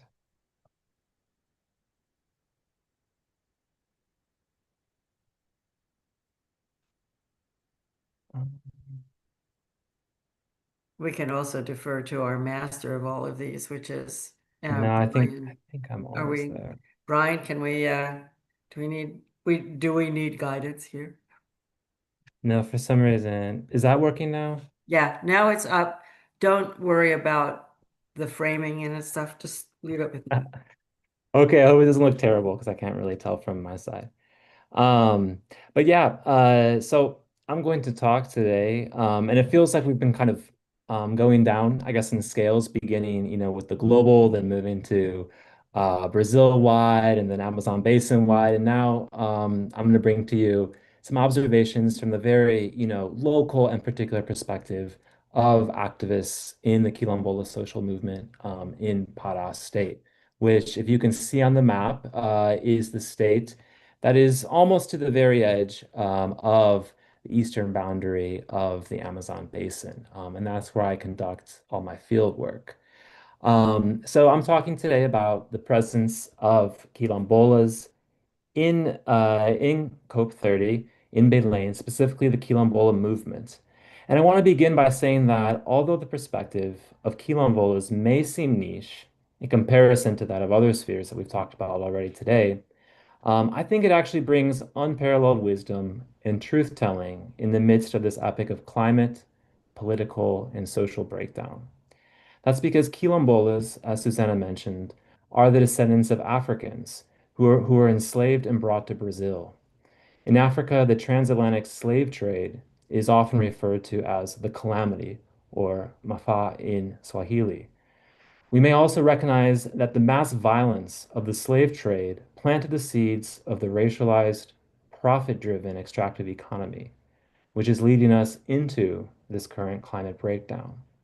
So quilombolas are the survivors of the calamity, and now they are rebuilding their worlds. They bring knowledge of how to stay with the trouble, as Donna Haraway would say, and there is indeed much we can learn from them. As Susanna mentioned, I'm a PhD student here at UCLA in the Department of Geography. I'm a human geographer and social cartographer studying the growth of the Quilombola social movement in Amazonia, principally in the state of Pará. In particular, I'm interested in how the politics of territory led a constellation of relatively isolated communities to grow and influence so quickly at ever-expanding scales to influence discussions of both Amazon conservation and global climate, which had typically been reserved for representatives of the indigenous movement. The process of organizing, which began in the 1980s but rapidly accelerated in the 21st century, is extremely important for future policy in Amazonia and other regions. Despite a historical lack of international visibility, racialized neglect in Brazil, and receiving relatively small territories in comparison to indigenous Amazonians, a recent study demonstrated that quilombolas conserve 92% of native vegetation in their territories. According to a study by ISA, or the Instituto Socioambiental, and I have a map from their website here, quilombola territories cover an estimated 3.6 million hectares in Amazonia. This is larger than some of the smaller Brazilian states, and as Susanna mentioned, was completely unexpected.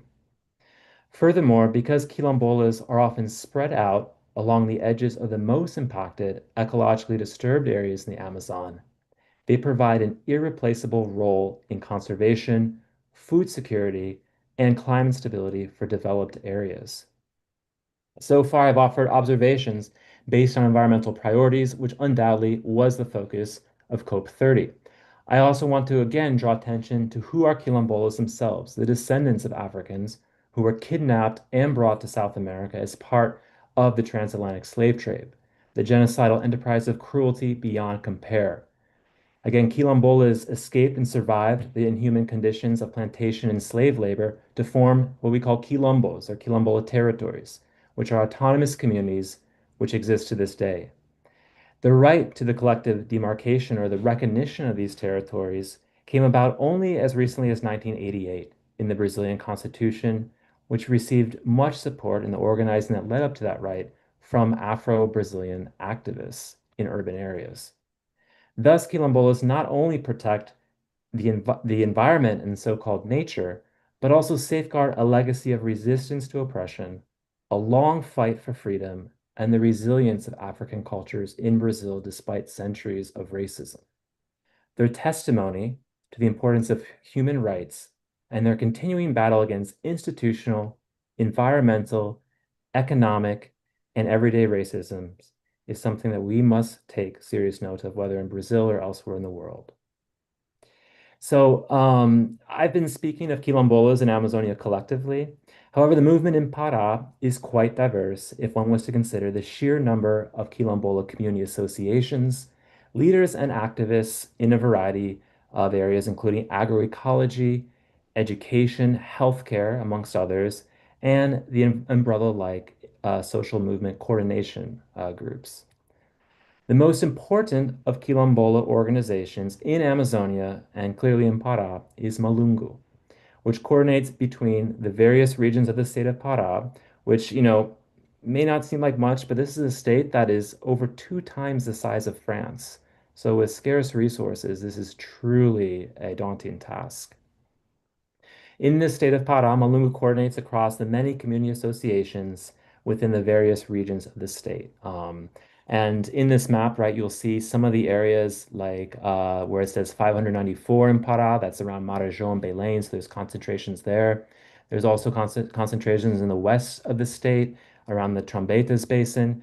But truly, quilombola communities are everywhere across the state of Pará. There's very few municipalities that do not have a quilombo which has self-registered itself. And at COP30, quilombolas and representatives of Malungu were active everywhere across the 2 weeks, in the blue zone, the green zone, and nearly every venue in Belém. I also want to emphasize that quilombolas who do not serve official roles in Malungu, the statewide organization, took part in the event, including participation alongside other small farmers and rural labor unions at events such as the People's Summit, which Simone alluded to, right? This is truly an emerging people's internationalism. I tried to accompany the Quilombola movement in all this diversity, including leaving Belém and taking part in mapping activities in Quilombola territories to the south in the municipality of Moju prior to and following the conference. Principally, I sought out convergences of Quilombola activism, leadership, politics regarding the global issue of climate, and how this problem, which I had previously heard provincialized to an issue of the global north, intersects with Quilombola's own territorial priorities. While most here are undoubtedly familiar with the role of the UN in COP30 and the President Lula's Brazilian government, I want to call special attention to the state government of Pará and its special relationship with the Quilombola social movement.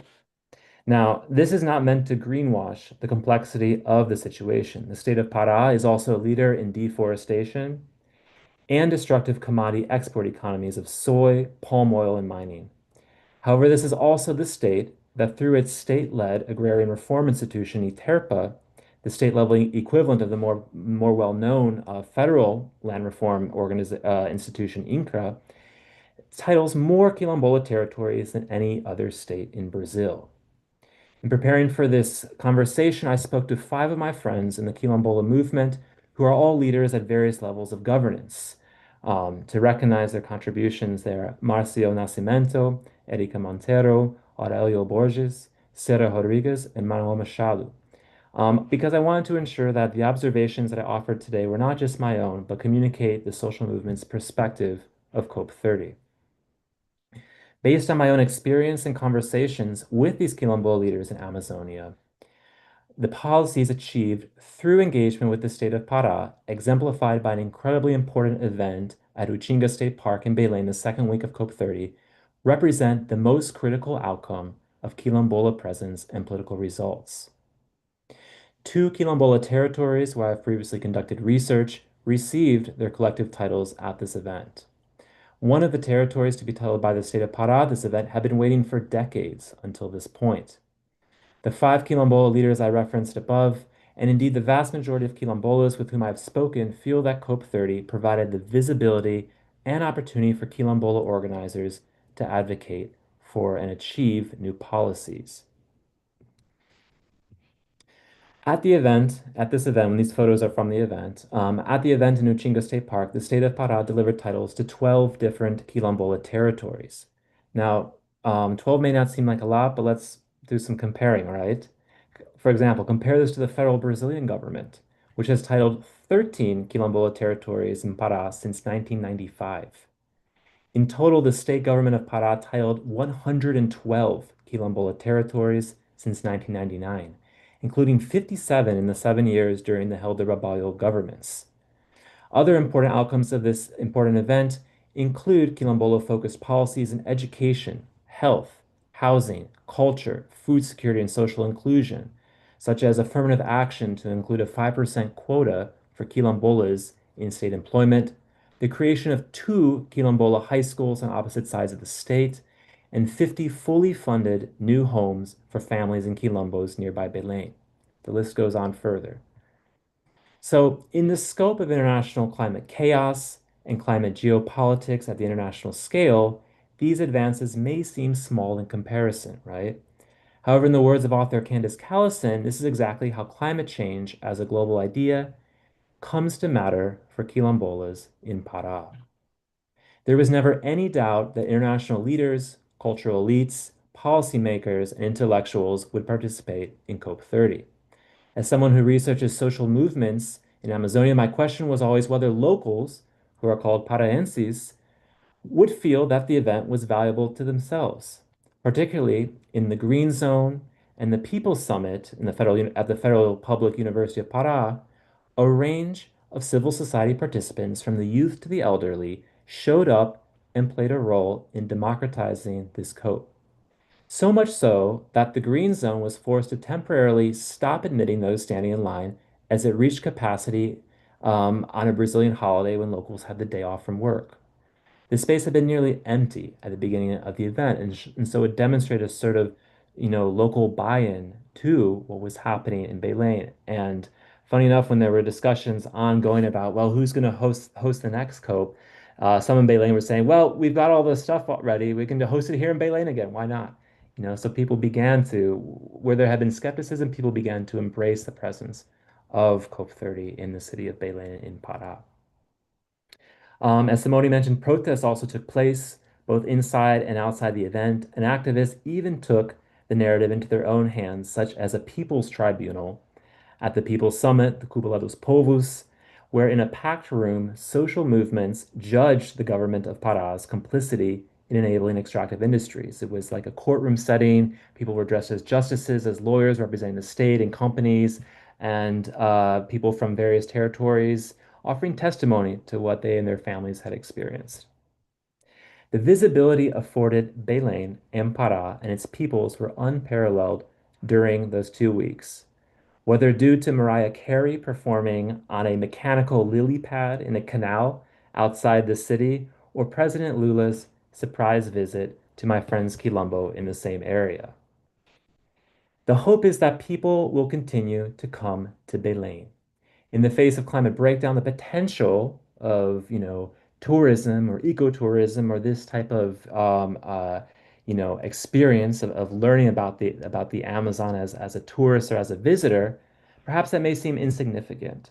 But people around the city and in the Quilombos are eager to share their perspective and cultures with the world as they continue to fight for space and visibility in international debates. I want to begin wrapping up my comments by returning to emphasize that quilombolas protect some of the world's most vulnerable forests. These are not the areas of vast green expanses, such as in northwestern Amazonia, or the islands of forest in the midst of agro-industrial expansion in southeastern Amazonia.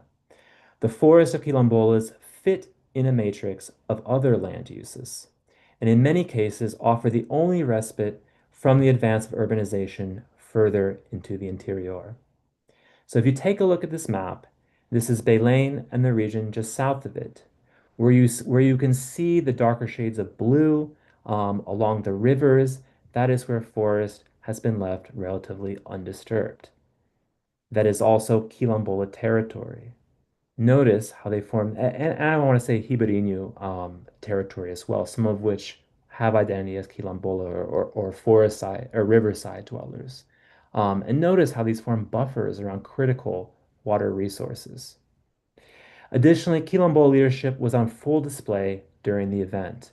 The social movement leaders I first met at the beginning of my PhD research have begun to occupy important positions in federal, state, and local governments.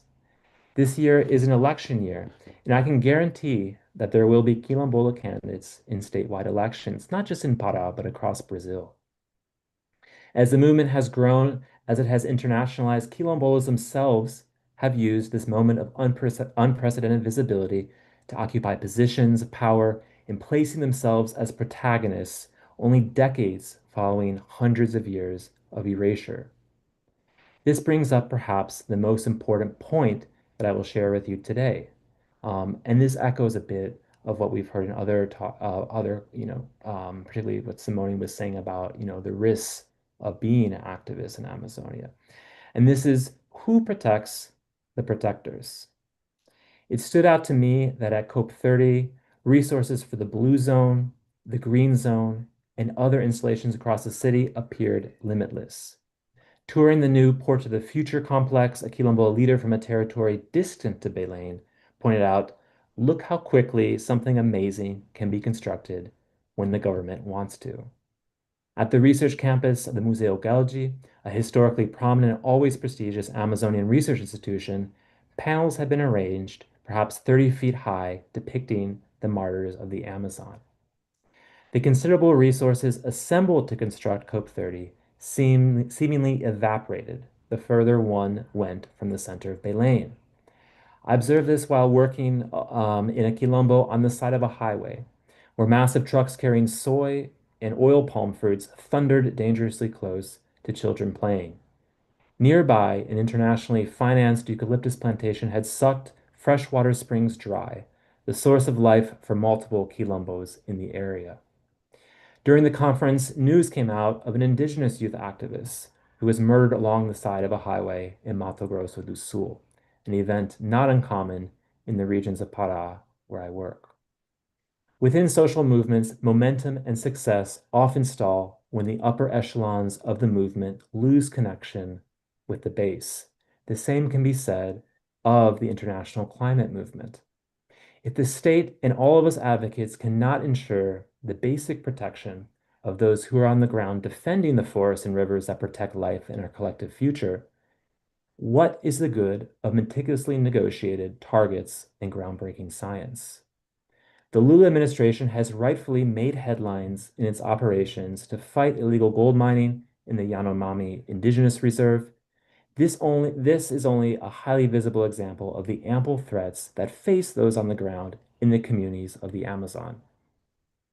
Multinational criminal organizations such as the Red Command and the First Capital Command view the Amazon as a promising new trafficking corridor to international markets, in addition to other illegal, informal economies such as gold, to which these are connected. These criminal organizations have already made inroads into some of the quilombos which I've discussed today.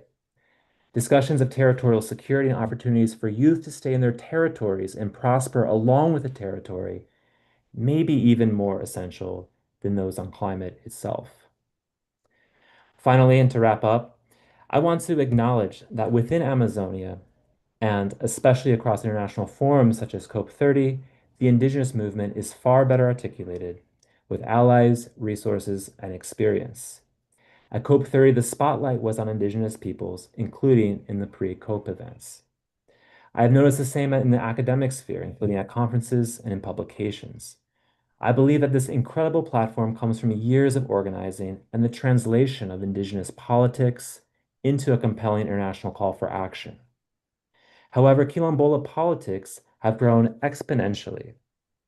In the 21st century and at COP30, the Quilombola social movement of Pará was supported by Quilombola leaders from throughout Brazil, such as from the National Coordination of Articulation of Rural Black Quilombola Communities, otherwise known as CONACI, as well as Afro-descendant leaders from elsewhere around Latin America, extremely important being those from Colombia.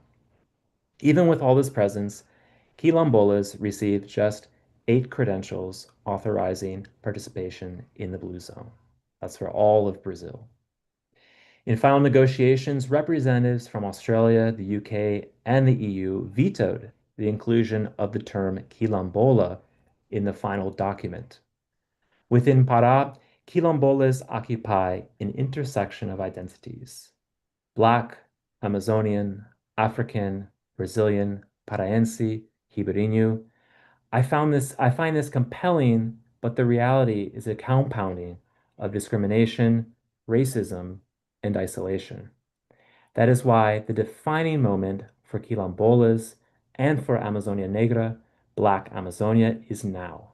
COP30 was a beginning, and now the real work begins.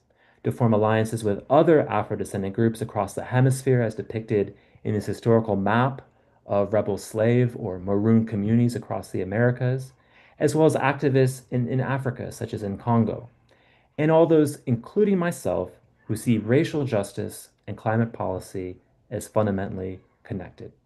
Thank you.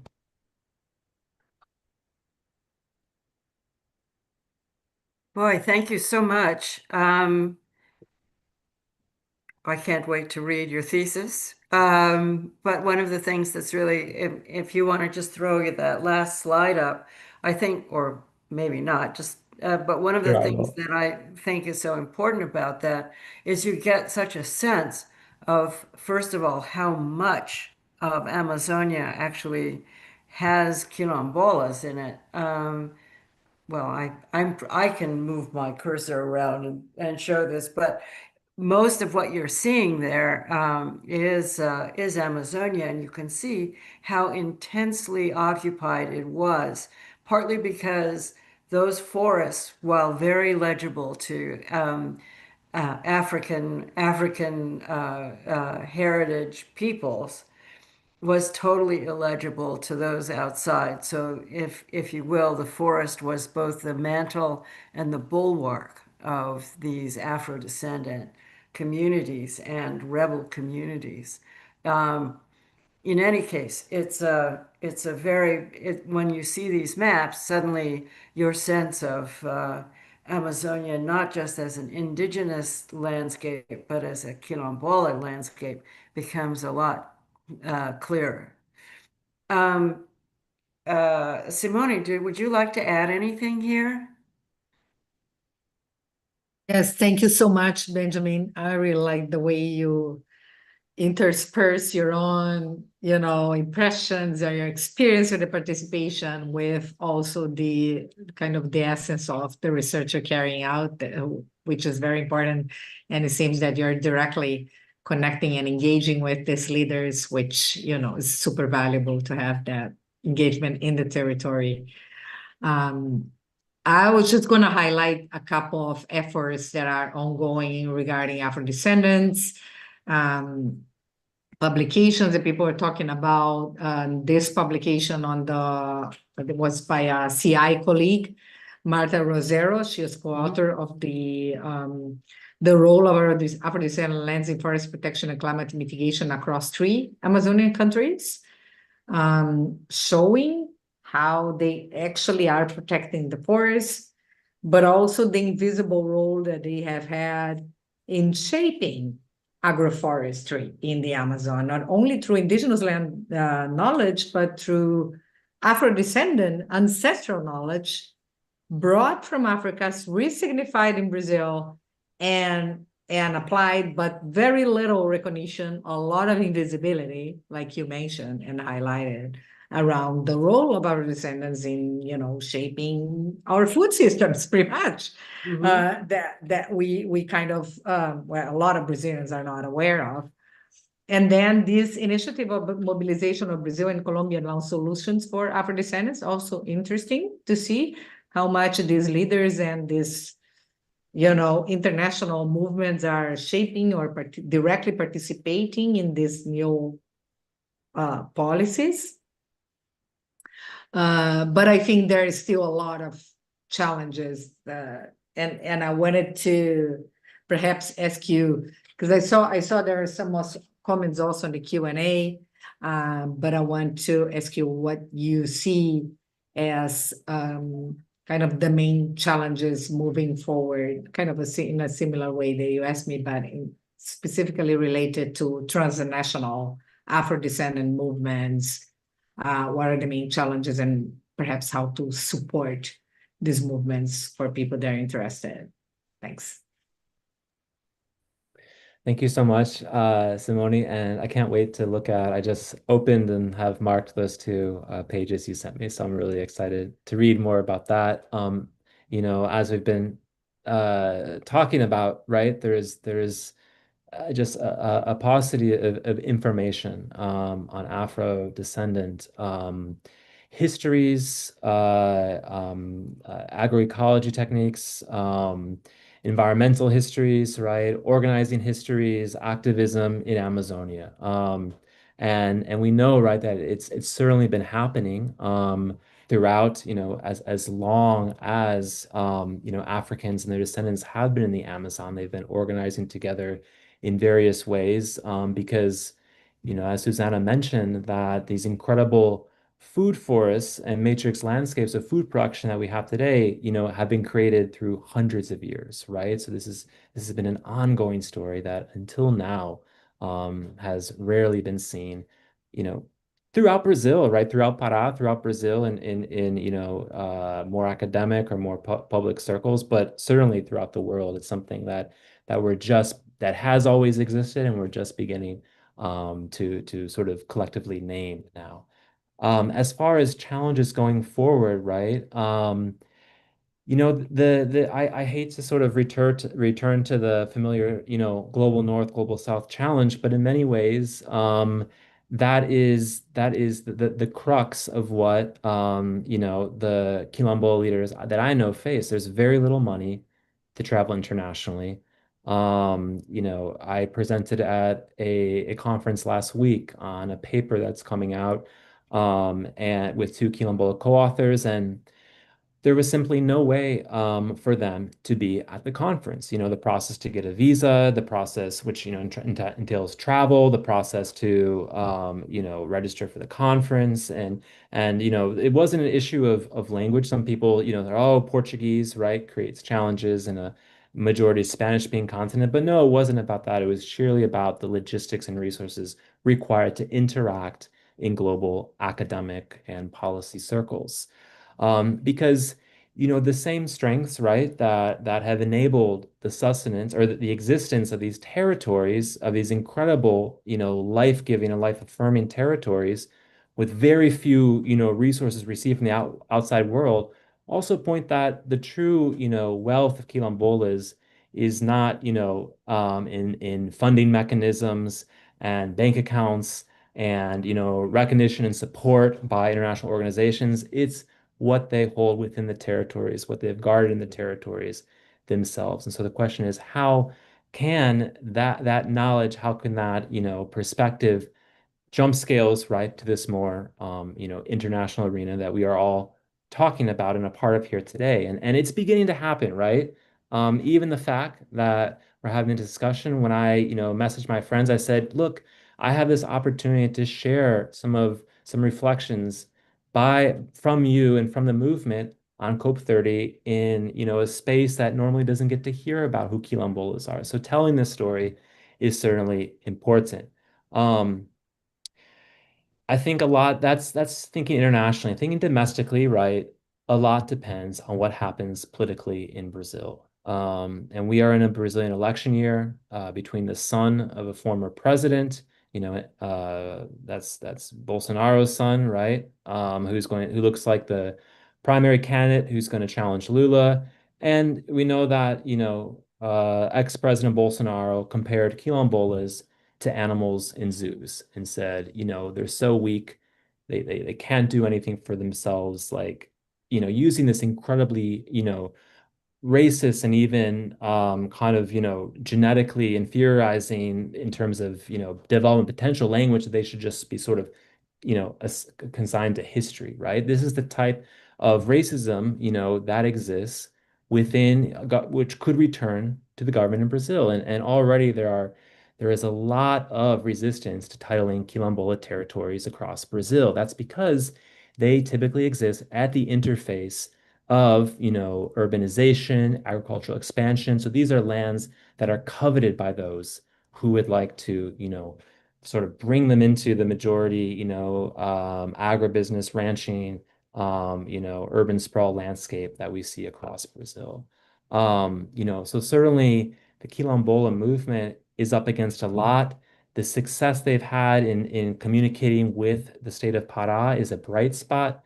But as I said, right, there have been demarcations, but then we see alongside these demarcations this slow and sometimes fast creep of these extractive landscapes. And principally where I work, that's the growing influence of palm oil and violences that it brings right up to the edges of Quilombola territories. We have several questions and comments open in the Q&A. Did you want to jump into anything, Susanna, or did you want me to? No, let's go to the Q&A. Okay, so there's several here for you, Ben. Just a couple of comments first. Marta Nunez points out, says, Ben, your presentation on the quilombolas was very interesting and important, and this information should be shared more widely. Thank you. Tom Keslick also said, also had a comment and a question.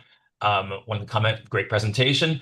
He was also at COP and couldn't agree more with your analysis surrounding the growing political visibility of quilombola activism outside the green and blue zones. So this is a topic that resonates with a lot of people. Also, a kind of a question for more of a question for you, Ben. Elias jumped in and said, thank you, Simone and Ben, for highlighting the important role of youth in these movements. I appreciated the global perspective as I continue my work with youth-focused environmental justice initiatives in Los Angeles. Thank you for the incredible visuals, Ben. Where can we find more of your presentations of your mapping efforts this year? I'm chuckling at these very kind requests for more, essentially more things published by me, which, as Susanna mentioned, the Amazon kind of sucks you in, and getting out and then writing your dissertation could be another thing. But the dissertation is forthcoming. There's an article that I'll have coming out soon alongside some Quilombola authors called "The River is Territory." That'll be coming out soon in Human Geography. And I believe that perhaps online, I gave a similar presentation last fall for the Latin American Institute, which I think the recording might still be online, and that's a longer presentation, so you I might find think it the link interesting. is on our YouTube channel. I'll check and see, and if it is, I'll put it in the chat. And you can put stuff, send them to Brian, and he can post on our Brazil Center site, so that even when we turn off this presentation, people can still have access to all the materials that people have been suggesting. And also, probably there's more YouTubes of you than you realize. Because every time you give a presentation, somebody's sitting there recording it, and you'll be amazed to find how much of a life you have on YouTube. So I mean, I have found this and sort of like, what? I had no idea. But in any case, it's worth taking a look.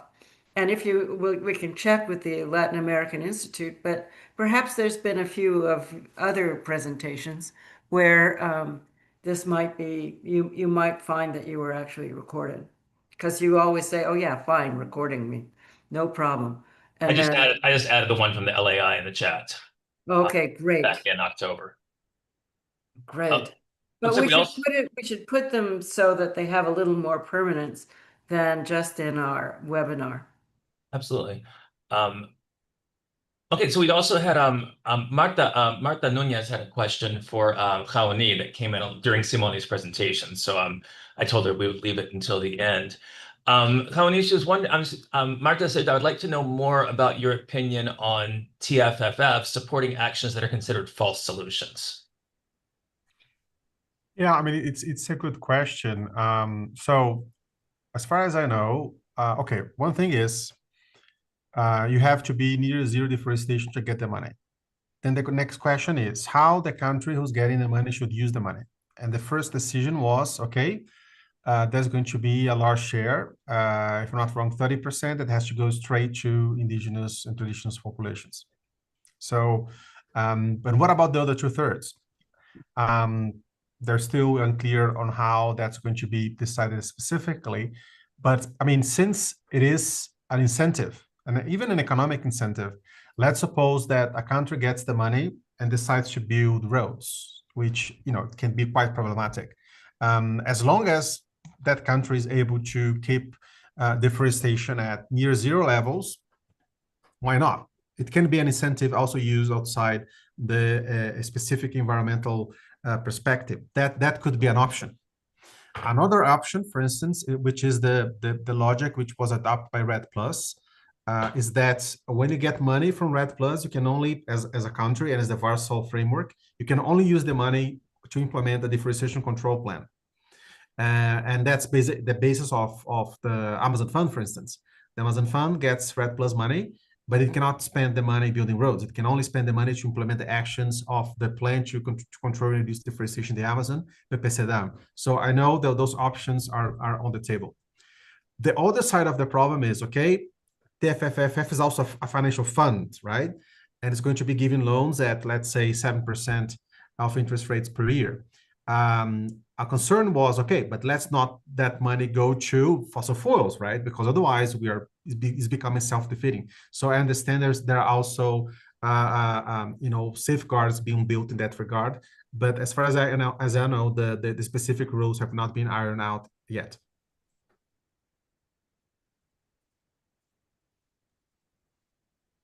We have a couple more questions in the Q&A. Susanna, did you want to jump in with anything else, or did you want? No, let's go to the questions. The next question is directed to you, Susanna.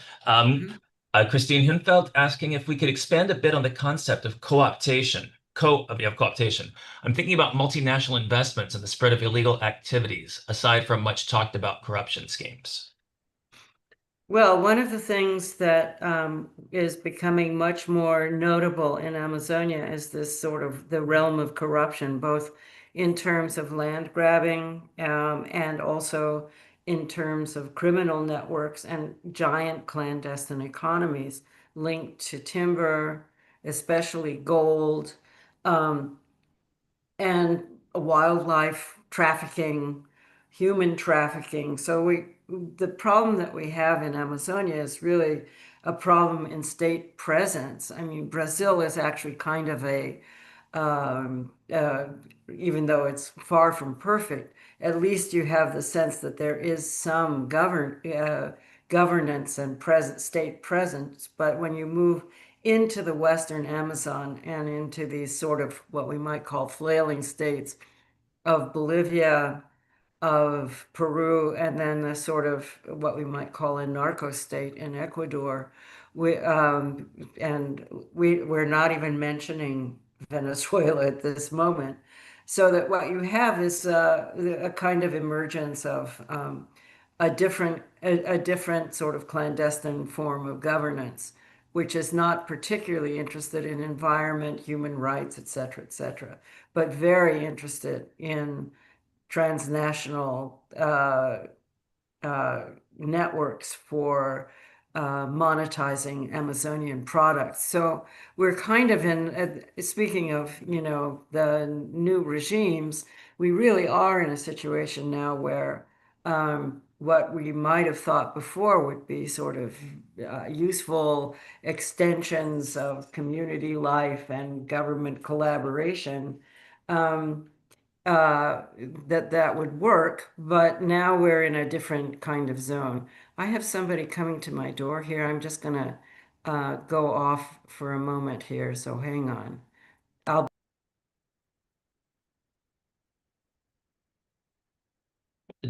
Anybody else want to jump in with any more comments, or if we have any more questions from the audience?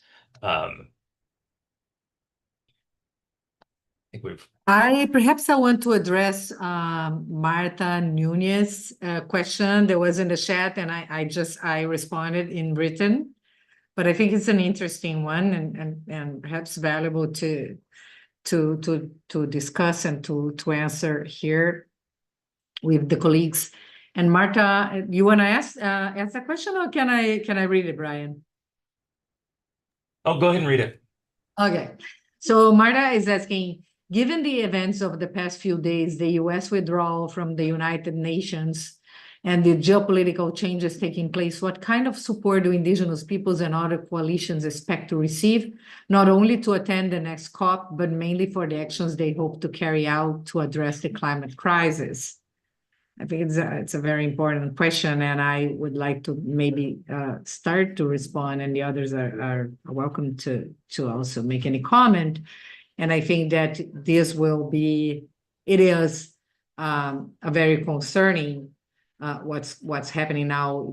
Will have consequences, and I could cite some of them, and those include from visas restrictions to public funding restrictions, to lack or weak diplomatic backing, increasing barriers for the indigenous participation, not only indigenous, I think this applies to other sociocultural groups, applies to Afro-descendants even more, because they are, less and more vulnerable on these spaces, and limiting access to climate finance as well, to address the issues in their own territories, which is the important, foundation for climate protection and mitigation that's coming from territories, which will shift and then put a greater responsibility. And I don't know at what extent other governments, philanthropies, and coalitions can, address the greater needs that are happening, and they will have this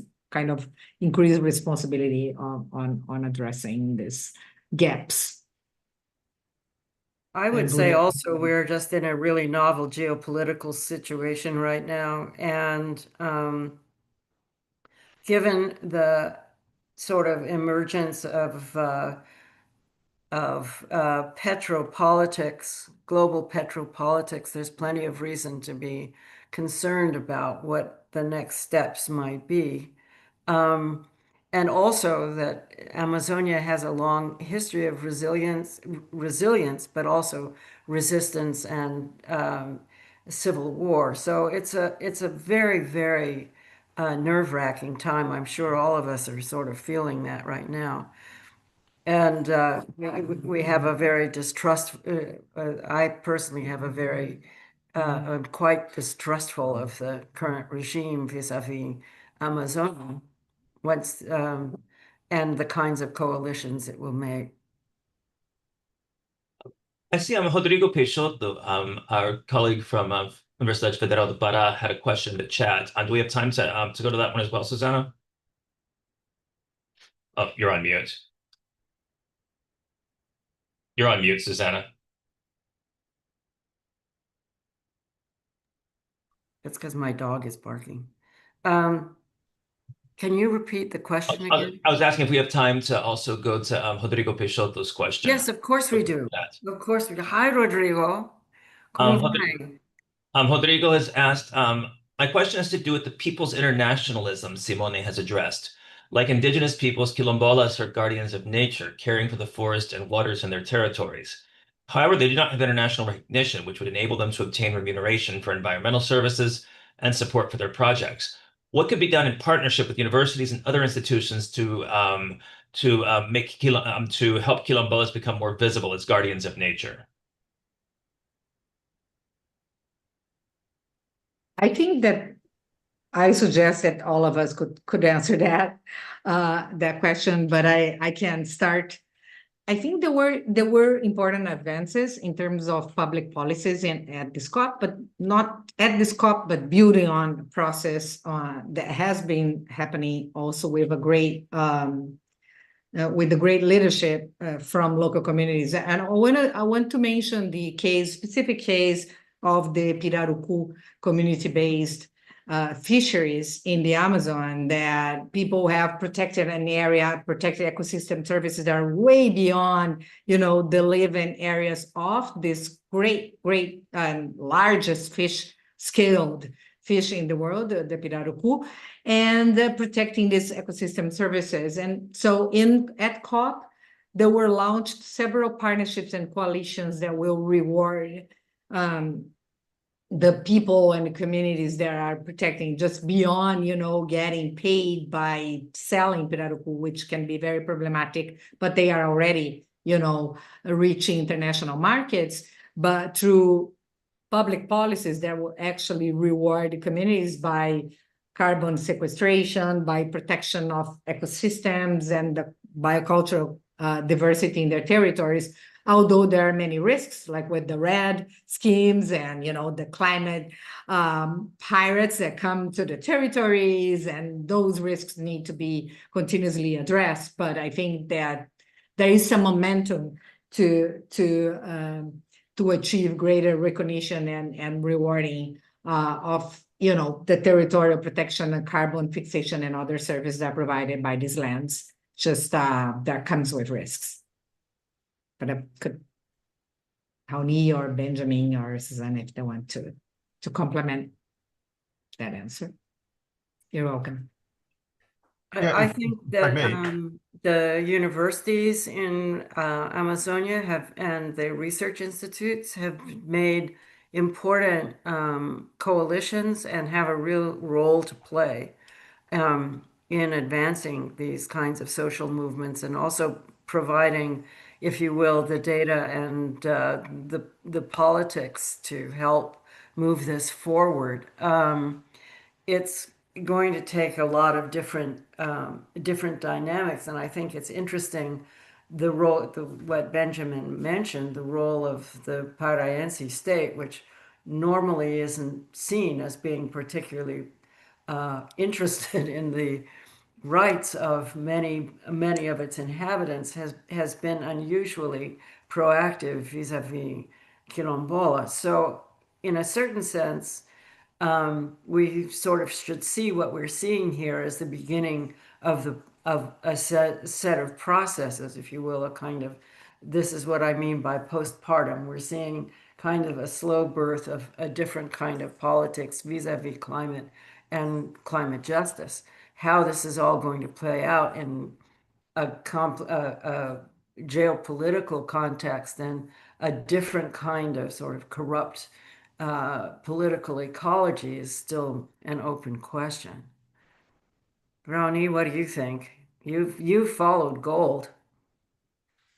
Yeah, I think one of the the aspects that we have to keep in mind here, especially when you compare to other traditional populations such as indigenous groups, that the legal basis for quilombolas in Brazil are radically different from indigenous peoples. Mm-hmm. Quilombola formally is like a big farm. It's private, it's not public. And also, while there is more consensus, or at least, on self-recognition that indigenous peoples, okay, they might have some farming, but the main role quite often involves extractivism and some level of protection. Many quilombola communities see themselves as farmers, small farmers, but still farmers. And finally, they don't have, let's say, consensus on what's their strategies, what's their territorial strategy, especially in relation to mapping. I had, for instance, the experience with some quilombola organizations, because we have this problem, for instance, on how do we analyze rural environmental registry, the CAR, and we must make sure that the CAR is not falling inside lands which are in the process of being claimed by not only indigenous but also quilombolas. The indigenous, and also because of a lot of institutional history of FUNAI that comes back to Rondon, they are really happy to have their lands on the map, because it means that someone else trying to put something there that's going to be blocked. But quilombolas are kind of reluctant, right? Because they say, well, we might put ourselves on the map, but then that means that our neighbors will know that our land goes up to this point, and they might invade us up to that point. So they see visibility, cartographic visibility, as sometimes as something which is important. That's why they campaign for demarcation, but that's also something that might be a threat. So it's interesting, right? And I think this kind of complexity is really a challenge when it comes down to have a single voice to campaign a single objective, which the indigenous groups have been able to do that, in my view, in a much more effective way. Ben? Yeah, thank you for your question, Rodrigo, Professor Peixoto. Appreciate you being here. For those who don't know, Professor Peixoto, along with Professor Hector, both on my committee, my PhD committee. And this is a great question, because I think there's a lot of aspects, but there are two that stick out to me, that are perhaps the most important to consider. One being the more conceptual one is, in general, how do we remunerate for environmental services, right? I mean, this is a question that came up in Haoni's talk, about the TFFF, carbon credits, right? Carbon taxes, like how many different ideas, have we put forward about how to remunerate for environmental services, and yet there's not consensus. When we see, people becoming very opposed to the idea that they would pay an extra tax for anything, let alone, to sort of compensate something that they think should be free, such as carbon. And so, this question of where does that money come from in the first place is a huge one. And I think that's something that the TFFF, the Tropical Forest Forever Facility, is trying to address, as carbon credits and other methods have tried to address, right? Of course, as Simone mentioned, there's more direct ways, right? Such as, compensation via perhaps an extra, tax or an increase in the value of resources, such as local resources, small-scale resources, such as pirarucu or acai, right? In the case of quilombos, many quilombolas these days are acai farmers. Yeah.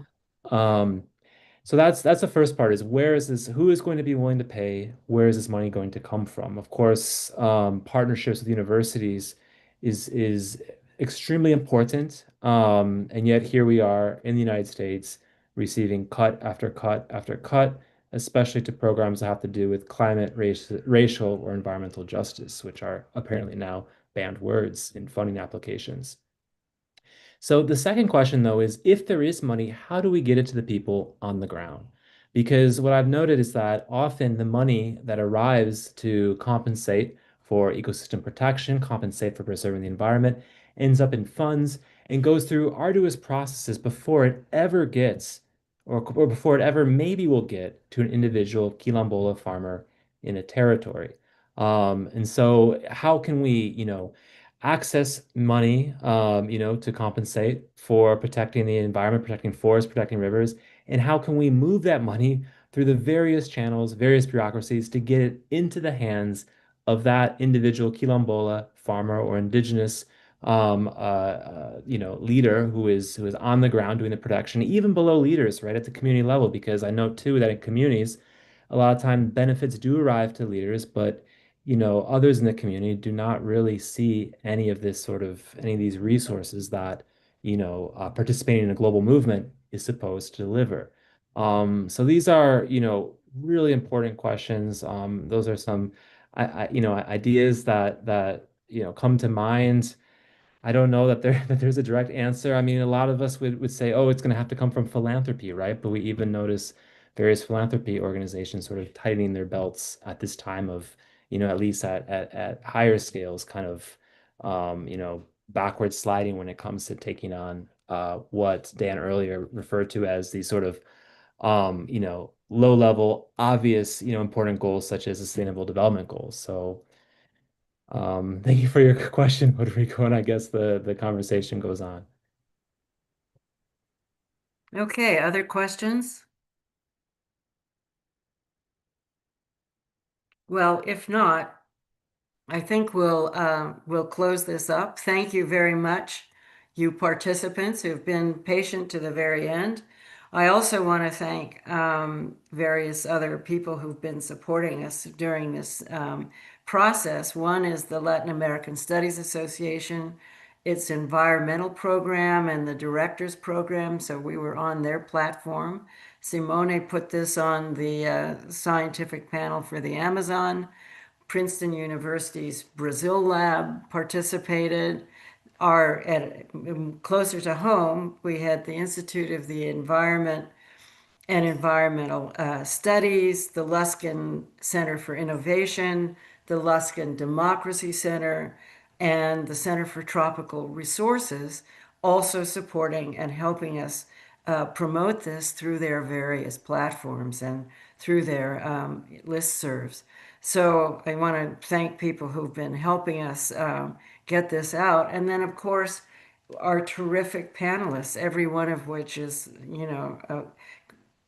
has made an extraordinarily interesting and complex contribution to, how shall we say, deconstruct the dynamics that we saw at COP. So does anybody else want to say anything? Well, thank you again. And who knows, there'll be more of this. And then all of you we're going to write a collective thing so that we can take this, not just have it be a thing for us, but also an op-ed or an article that will have wider distribution and where we can nail down some of our insights. So Thank you so much, Susanna. well, thank you. This has been a wonderful.